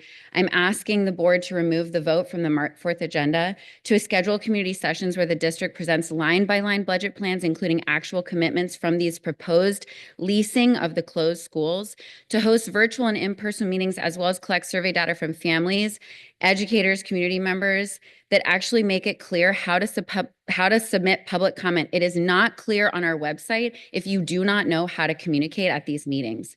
And to finally hire someone to conduct an independent financial audit. I want to articulate something I've been noticing. I don't have all the facts, but I want to question this implementation of student outcome focused governance.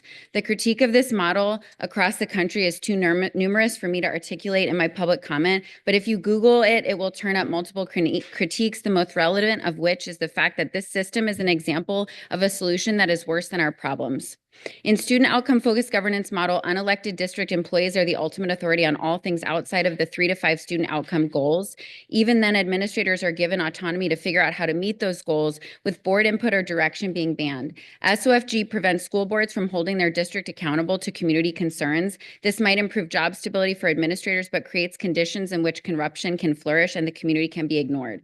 SOFG has taken away our oversight as a board, the board oversight, budget and business services, buildings and grounds, HR and personnel, and that's why our budget is a mess, our buildings are decaying, and our reputation is in crisis.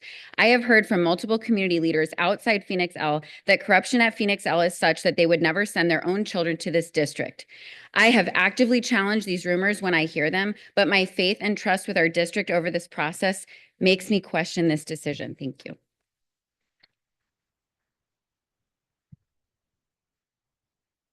Next, I invite Jacobit Coronado, followed by Raquel Memney.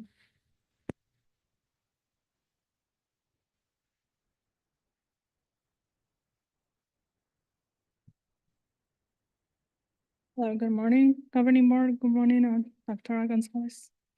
When Dr. Gonzalez took as a superintendent in the beginning, I think it was last year, we went to the family center. You carry my baby, and you say that you talk about proximity and approaching to the parents, and we are not seeing that. We just express our comments, be here in this podium, but all that we get is this. We haven't have any answers, and we do want answers. I'm a parent and also at her school, and I volunteer in her school. Having plan A and B only is, of course, that plan A is going to win, because as the governing board, I know you don't want plan B, because plan B, in my opinion, is not even called a plan. It is a threat, it is a punishment that will kill the district. And it is acting as a pointing fingers to those who wants to vote against closing schools, making them responsible for taking away the programs. And because it's not a plan, for me, it shouldn't be in the voting list. So what I've seen in this past public hearings is a community willing to help, and a very capable community who wants to pitch in. So please, I ask you to reach to the heart of this district, which is us, community that is, which are the parents, the staff, and the whole neighborhood that is with us. We want answers because we want to help. So how can we help? We are here. Let's do a work table to come up with plan C, D, or even D, E, because plan B is not an option. So governing board, my asking is please do not vote until there's another solutions plan presented, because this is what community is asking for. Asking for help is not humiliating, neither a sign of weakness. Asking for help is a sign of wisdom and bravery. Being remembered as a district who unified with its community to save their school, their students, and their teachers, saving public education, not be another district closing more schools. Thank you.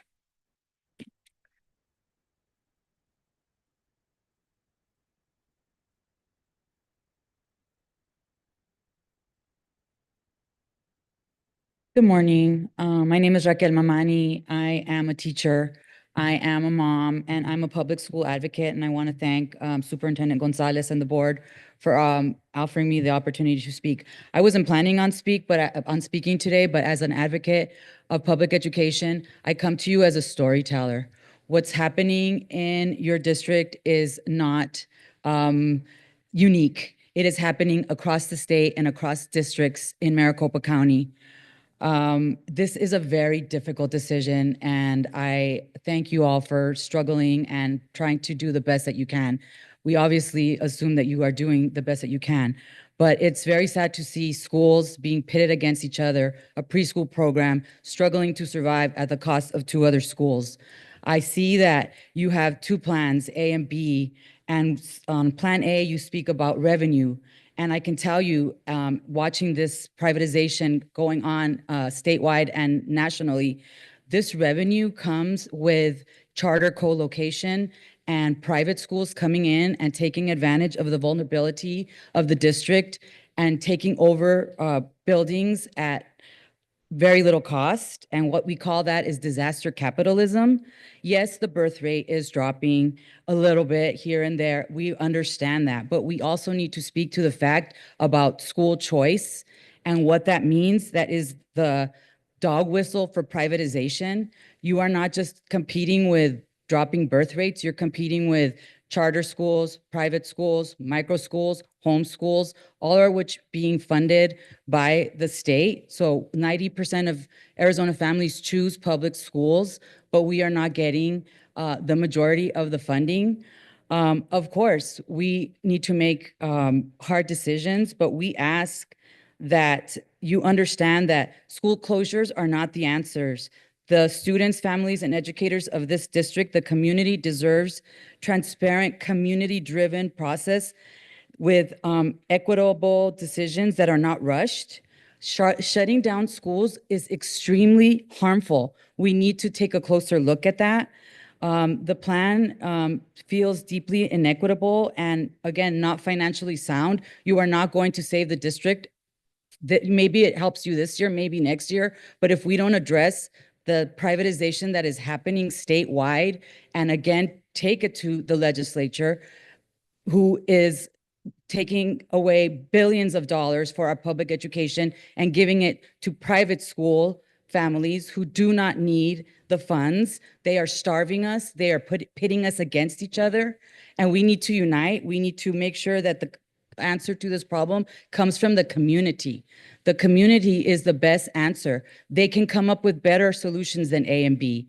B feels like a threat and fear mongering, and I hope that you'll take time to postpone the vote for March 4th and allow the Spanish speaking community as well as other communities to help come up with a plan that serves them all.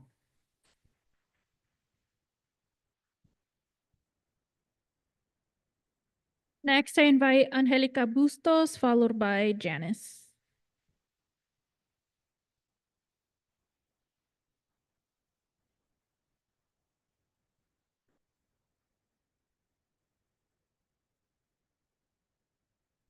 I'm sorry, I had no interest in speaking. I just wanted to be here to hear and support, but I'm an employee of the district for nearly 20 years.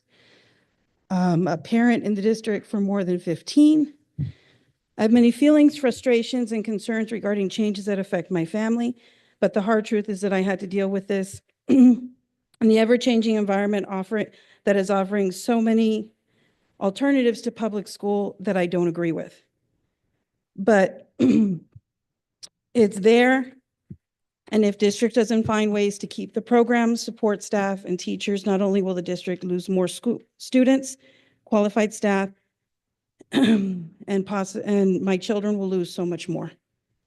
I am here in support of keeping staff in the district, the programs, building bridges, and relationships to strengthen this district, so that we don't lose and can begin to grow and heal from any decision that is made. I love HERD. I was there for 15 years. The staff supported me through 3 pregnancies and all the support that my oldest received from 3 and on after his seizures. Bryce Salyer was amazing. Kathleen is here. She was, Mr. Rose, everybody there was wonderful. They supported me in my 15 years there. They supported me when I transferred to Kenilworth 3 years ago. My children are here at Capitol. My 8th grader is now thriving and is being scouted by several high school football programs as an A student. And I'm so proud of him for all that he's been able to accomplish, despite anything that I was told or anything that happened to him over the years. He no longer is a resource student, and he's so awesome. My daughter is a straight A student here at Capitol. She is in the ALPS program. She is known by the entire staff here and at Hurd. I don't have any solutions. I know that all are difficult, and all I have is love and support for all the schools and all the families that are having to deal with change, because for me, change is not easy. And I just want everyone to know that they are supported by those who are speaking and not speaking. And that's all I have. Thank you. Thank you.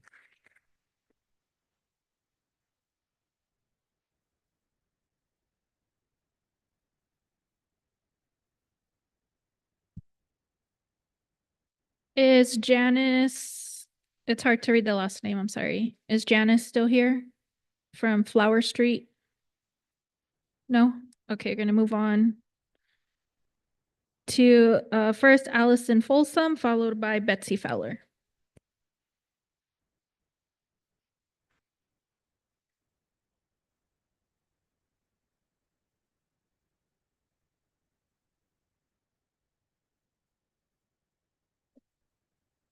Hello. Thank you for giving me the opportunity to speak. I appreciate it. I am a parent at Shaw, a former teacher, and a public servant. And I want to make it clear, if I haven't already, that I don't support the closure of schools. And I do think that I really appreciate the teachers from Capitol who have said that they would welcome the students from Hurd and Dunbar with open arms. I have no doubt that they would. I have no doubt that they would take a bullet for their students. As a teacher, I have felt that as well. I think that the district has given us a false choice. Plan B is a false choice. The district is not being transparent and is gaslighting families and thinking the only option is to close those schools, so the rest of us don't lose anything. But the district has failed to provide line-by-line budgets. They're being vague about what leasing Dunbar and Hurd even looks like. Is that charters and private schools? Is this more privatization? Is this a rollback of our democracy? And then where does it end? When are they going to come for Capitol? When are they going to come for Hurd? When are they going to come for Shaw? Like, when does that stop? When do we draw a red line and say we're not going to close any more public schools? I am incensed by this. I'm incensed that you would pit parents against parents and neighbors against neighbors. I'm incensed at this false choice. Preschool is not even funded by the state. That again is a false choice. Gaslighting families and teachers and students that all these cuts will be made is terrible. Of course we don't want to lose preschool. Of course we don't lose art. Of course we recognize how powerfully important those things are in our children's lives. Everybody recognizes that. Stop fear-mongering. Give us a plan C. Make this process more transparent. Tell us when the red line is that you're going to stop closing schools. This is powerfully important to our democracy. Stop. Try harder. Of course, the superintendent should be lobbying. That is a part of their job. Dunbar is the longest running historically Black school, and Hurd serves one of the largest populations of English learners. I'm a white Shaw mom. I find the optics here disgusting. I find that there's no transparency. Who decided these schools? Who decided these schools? And what are you going to do with all the revenue from the other schools? How is this fixing the budget? Give us a plan C and don't have the vote on March 4th. Thank you.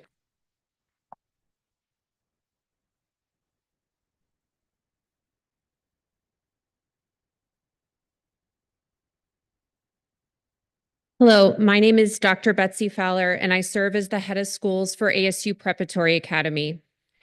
Having attended the last public hearing you held about the potential school closures and being here today, it really stands out to me how important schools are for the people who live in the community.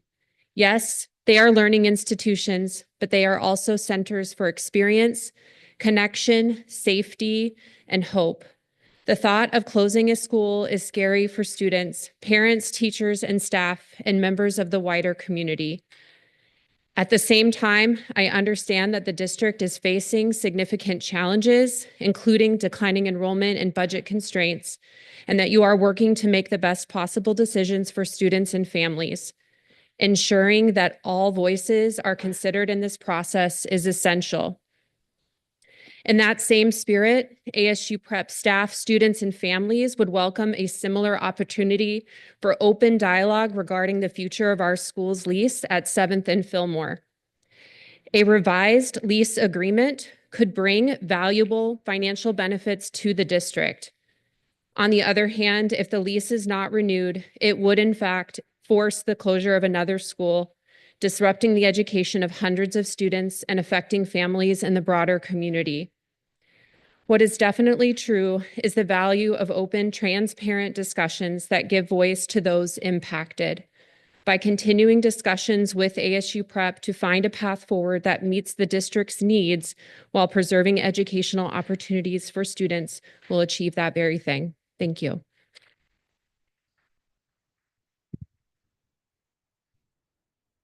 Sorry, last in-person comment is by Garthan Ocampo.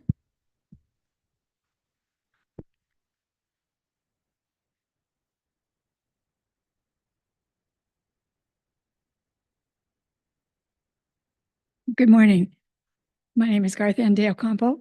Ms. Bueno, I listened to you talk about the 13 years that you have lived in this community. I have called Phoenix Elementary School District #1 my home for 43 years. I was an employee of the district for that long. I came here today with lots of thoughts and with a speech prepared, but so much has been said already, I don't see any point in repeating some of that. I too am in support of Plan A. I want to remind you that the preschools in our district have been here for many years. We were a trendsetter in the Valley, and when we started the preschool programs, my understanding is the ones that are at risk are the ones that are at the sites.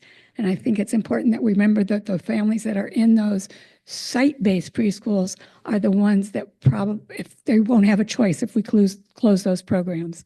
I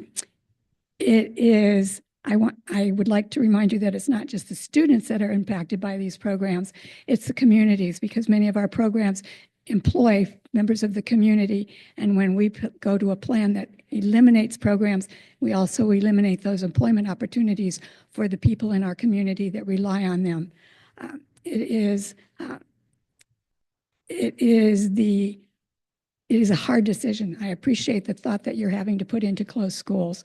When I first came to the district in whatever year that was, bazillion years ago, our school, Longfellow School, was not only closed, it was torn down. We went to Franklin School. Franklin School was sold. I've been there. It's a difficult decision. And I think one of the things we have to remember as a community, that when those students go to another school, the staff, for the most part, goes with them. And that helps with that transition into the next community. Excuse me, I'm looking through what I've redlined on my notes here.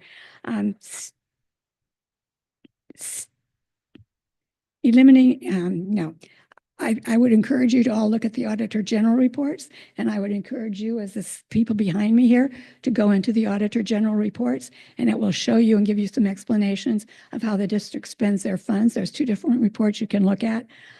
I think that someone has said it before me, the community needs to reach out to the legislature and issue their notice that we want them to support our public schools and to stop fooling around with giving our money to other people. Thank you very much for listening to me today, and I appreciate the hard work and the hard decisions that you are having to make. Thank you.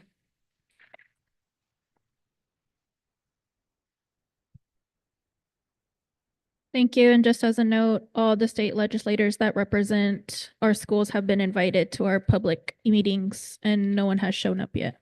We'll move on to electronic comments. Miss Maria will read the comments.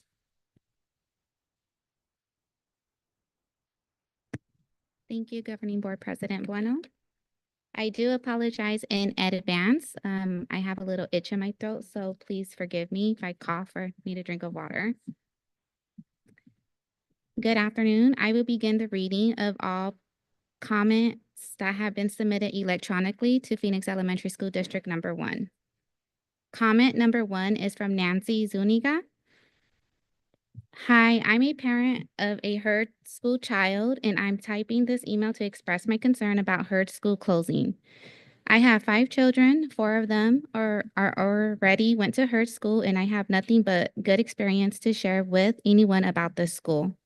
Right now, my 7-year-old, who is autistic, is attending this school and never thought his school could ever close.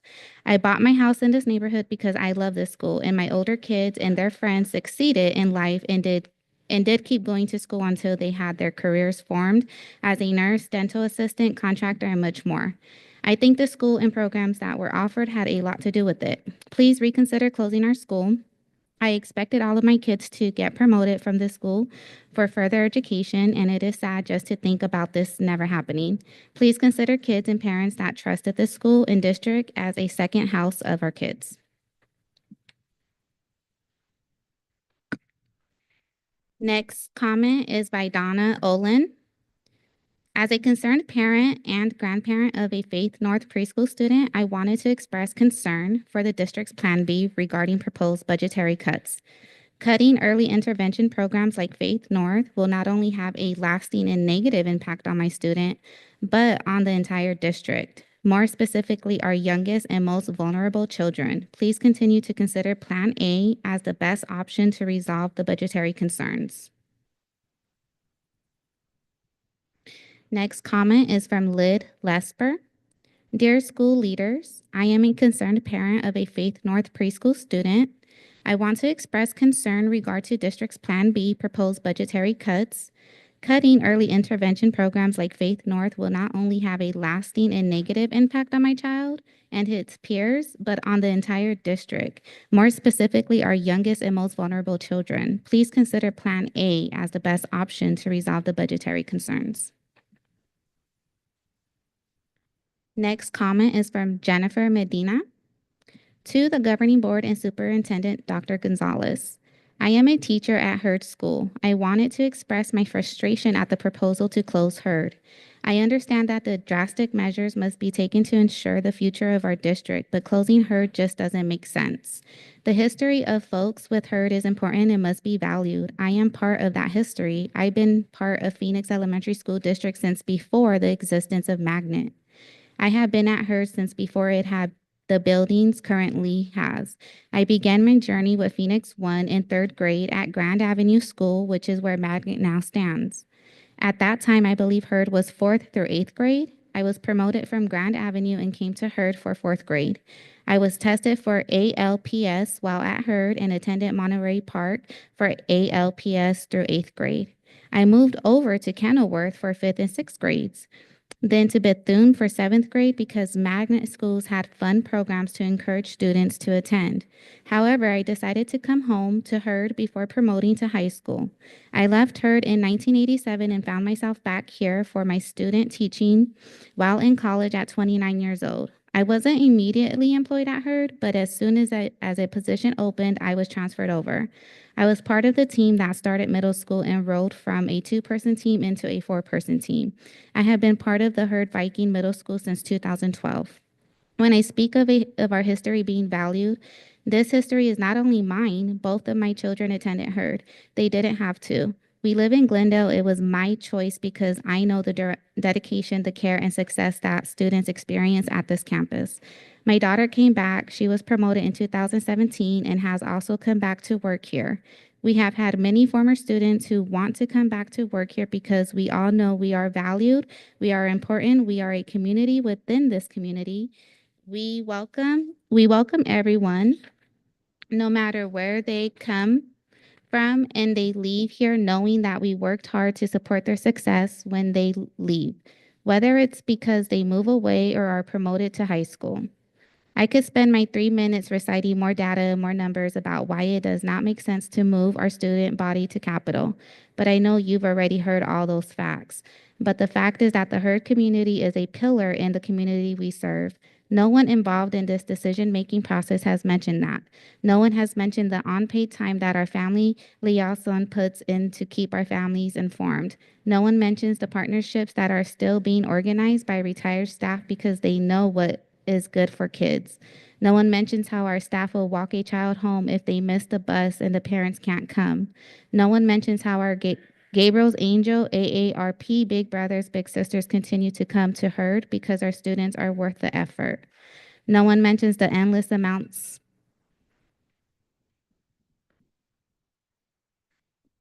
Next comment is from Michael Treville. Good afternoon. First, I appreciate all you do as governing board members. I know it's not easy to oversee a school district's operations, especially during a time of transition and uncertainty. I am reaching out because I have been in the district for nearly 8 years and am invested in maintaining the excellent work we all do for the children, families, and community. My message is about the potential school closures. While I admit I haven't followed the situation as closely as I would like, I watched the presentation by Dr. Gonzalez, and I am concerned about the long-term implications if Plan B is selected. It appears that moving forward with Plan B would have detrimental effects on the entire student population and all relevant stakeholders. I'm not sure why this is even being considered, although I understand that a school closure comes with many complex emotions for families and students.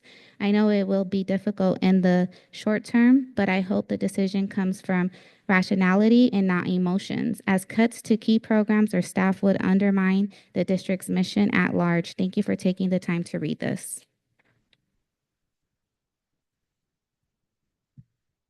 Next comment is by Bobby Joe Claywell. Good evening. I have just informed the impending closure of the Marie Bartlett Hurd School at 23rd Avenue and Thomas Road. I am very upset to learn that Phoenix is looking to close a school so vital to downtown Phoenix. This school does not have declining enrollment, so what is the purpose of closing Hurd?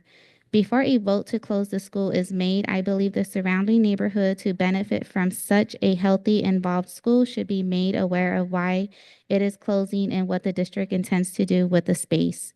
We have been given no financial information for the school despite requests, and we have not been told the plans for the large area despite requests for it. Why are we not being communicated with on such a huge impact to our neighborhood? Hurd schools provide our neighborhood with a safe place for children to attend classes and keeps the surrounding neighborhoods active with young families and other activities. Hurd School allows neighborhoods to use their facilities to conduct neighborhood meetings along with other uses for the space.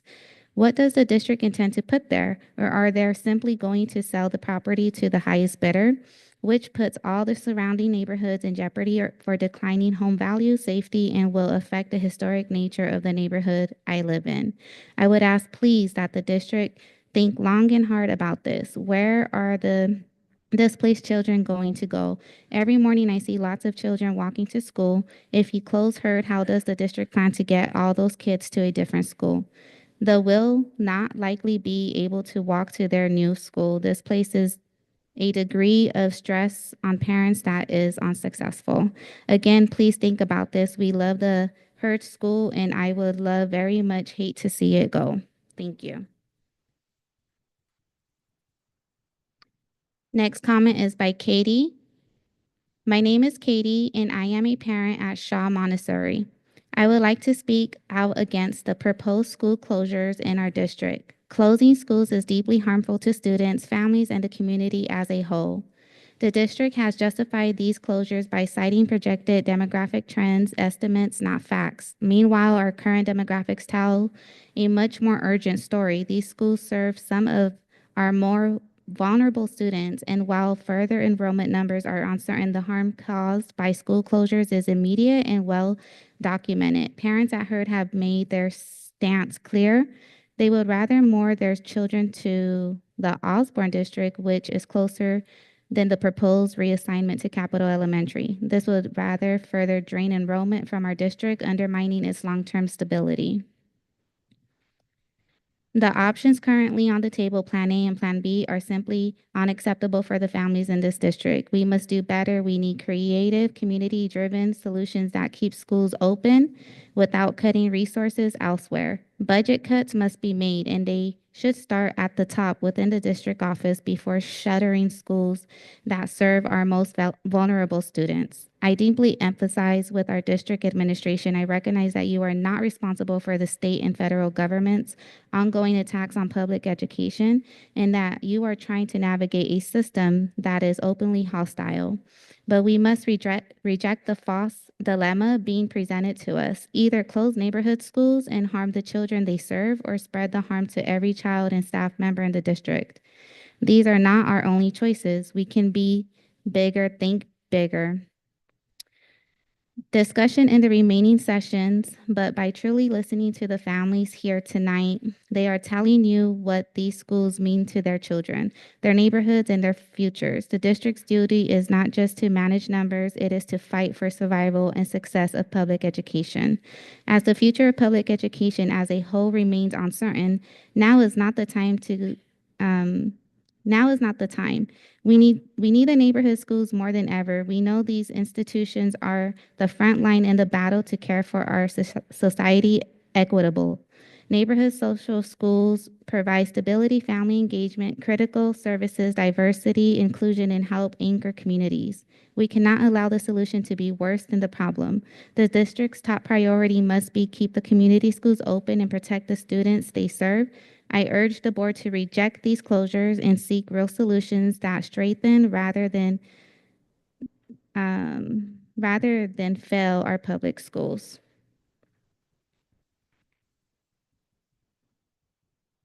Next comment is by Carrie Sampson. Hello, below is my public comment that I request be read in the public hearings for possible school closures. Thank you. My name is Carrie Sampson. I am a mother of a child enrolled in the district, an education researcher, and a concerned community member. I am asking the school board to delay their vote on school closures to allow for transparent, community-driven process that supports meaningful deliberation of this decision. I attended one of the reimagined sessions, which was facilitated by an architecture firm and scheduled as an inconvenient time for most working parents. The session focused on ideas for new programs and building designs without any discussion of potential school closures. This session felt like a waste of time.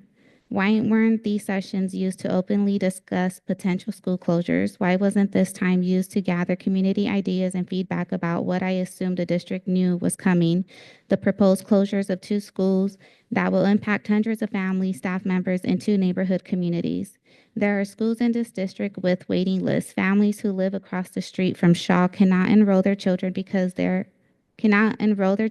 because it is full largely with families from Scottsdale and other areas outside the district. Because they can't get into Shaw, many of these children attend charter schools. Why couldn't Dunbar become a Montessori school where these out-of-district families could attend? This would create space for families who live near Shaw to enroll their children in their neighborhood school. Why not require families who can afford to pay for preschool and before and after care, like many other districts do? This might help address the budget. There might be other solutions to this dilemma. I urge the board and district leadership to look beyond just Plan A and Plan B. There could be a Plan C or Plan D that doesn't require closing schools.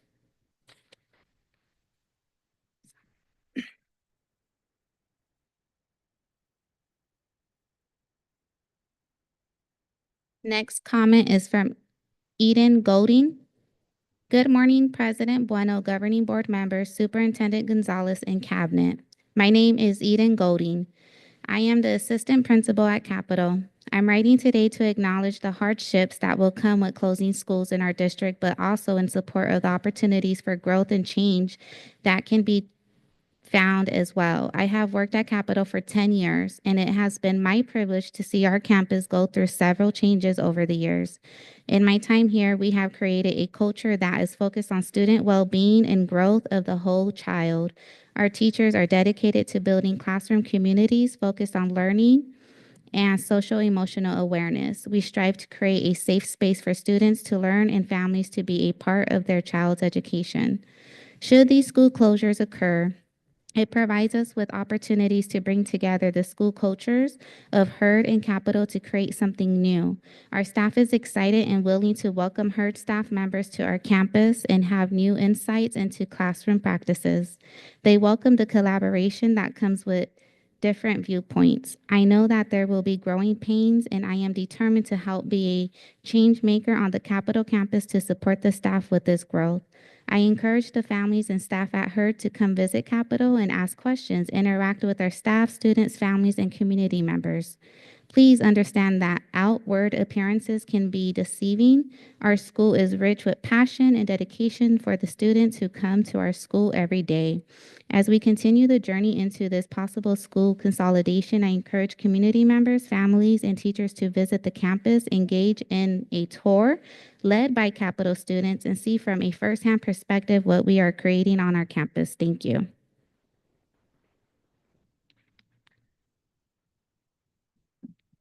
Next comment is by Kirby Botts. Good morning, Governing Board President Bueno, board members, Superintendent Gonzalez, and Cabinet. My name is Kirby Botts, and I am the principal at Capitol Elementary School. I am speaking today to express my care and support towards the Hurd community, as well as work through the difficulties expressed during the community hearings, as well as the last board meetings. I want to share that as the leader at Capitol, if this consolidation does go through, we will open our home to the Hurd community, as well as any other students and families who may choose Capitol as their home. Last week, when I met with Capitol families to discuss some of their feelings about the consolidation, parents at Capitol expressed general concern and a feeling/tone of empathy and support towards the changes. They shared some of the things that they expect will remain intact and expressed the hopes they have that the Hurd community to be able to express some of the programmatic offerings Capitol has worked hard to build over the last few years. As we navigate the potential changes, the Capitol staff, families, and students are remaining open to collaboration, community building, and working together to support children in both communities. We know there will be difficulties and there will be hard times during this transition. However, there will also be great opportunities for the strengthening of our schools' buildings upon the progresses we have made. Should this consolidation occur, we can dream big about some of the offerings we can provide for the students. We can work together to ensure that even in the time of transition, the students feel supported through the change. If the school consolidation occurs, Capitol staff is ready and willing to open our campus for events and meetings so that students can begin to meet one another. We anticipate students feeling worried, uncomfortable, and nervous about the change. This sentiment can be echoed from both Capitol and Hurd families. However, as adults, we also know we can be proactive to support the changes in the environment. Through this potential change, the Capitol community has been doing a deep dive into history. One interesting fact we have learned is that Mr. Hurd, husband of May Bartlett Hurd, was actually a founding member of Capitol School. In learning this, I was enlightened by the fact that Capitol and Hurd have a history of working together. This encouraged me to know that our histories are intermingled. As a leader, I am determined to utilize this history to propel for us forward into the future and create roots for a school that honors the history of both campuses and builds on the strengths in both places hold while we create a community together. At this time, I encourage everyone to look for similarities. Where do we hold the same values? How can we find things that bring us together? In times like these, is it easy to find differences? But the reality is that each campus holds a uniqueness that parents, families, and staff choose to follow. In all the uniqueness, there is also similar values in leaders. And that concludes the electronic comments.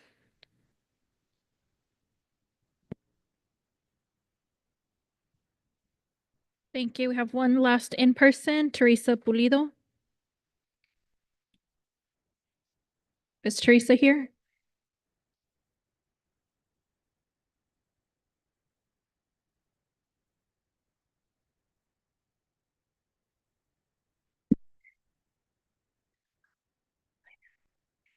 Hello. I grew up in a time where we did not have open enrollment, where I went to a neighborhood school.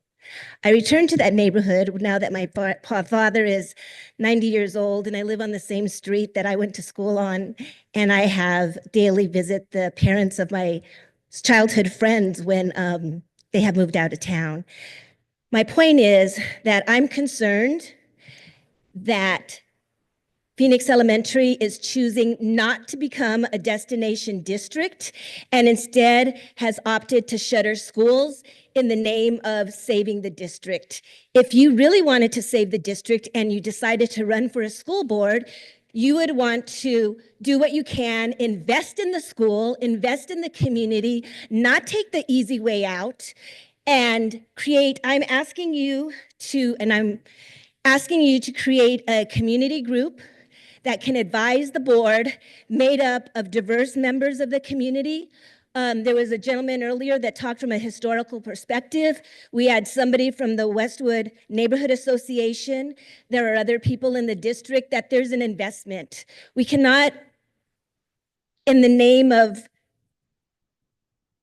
this is not the only option that exists. So if you want to become a destination district and you're losing students, then what are you doing to attract them? And when you close schools, you lose faith from the community, you lose faith from the parents, and there's no guarantee that they're going to go to the other options. You're going to end up losing more students. That has happened in numerous districts across the country. This is not unique to this. So for somebody who's chosen to take a leadership role and run for a school board, you are taking the easy way out, and I am requesting that you create a community forum and you put a pause on this vote for March 4th. There seems to be a rush when you had a meeting on the 7th and then you jumped it to the 9th to the point where you had to hold it virtual in the morning. So I'm concerned about the lack of transparency and the lack of intent and the intentions of this board. So I'm requesting a pause and there be a community group put together to address this issue that does not get appointed by the board and the superintendent, but has input from the community. So it is not skewed in any way. Thank you.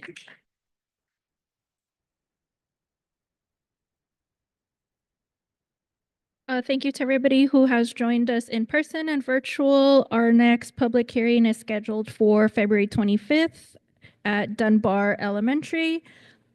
We will see you then. Thank you all. Have a good weekend.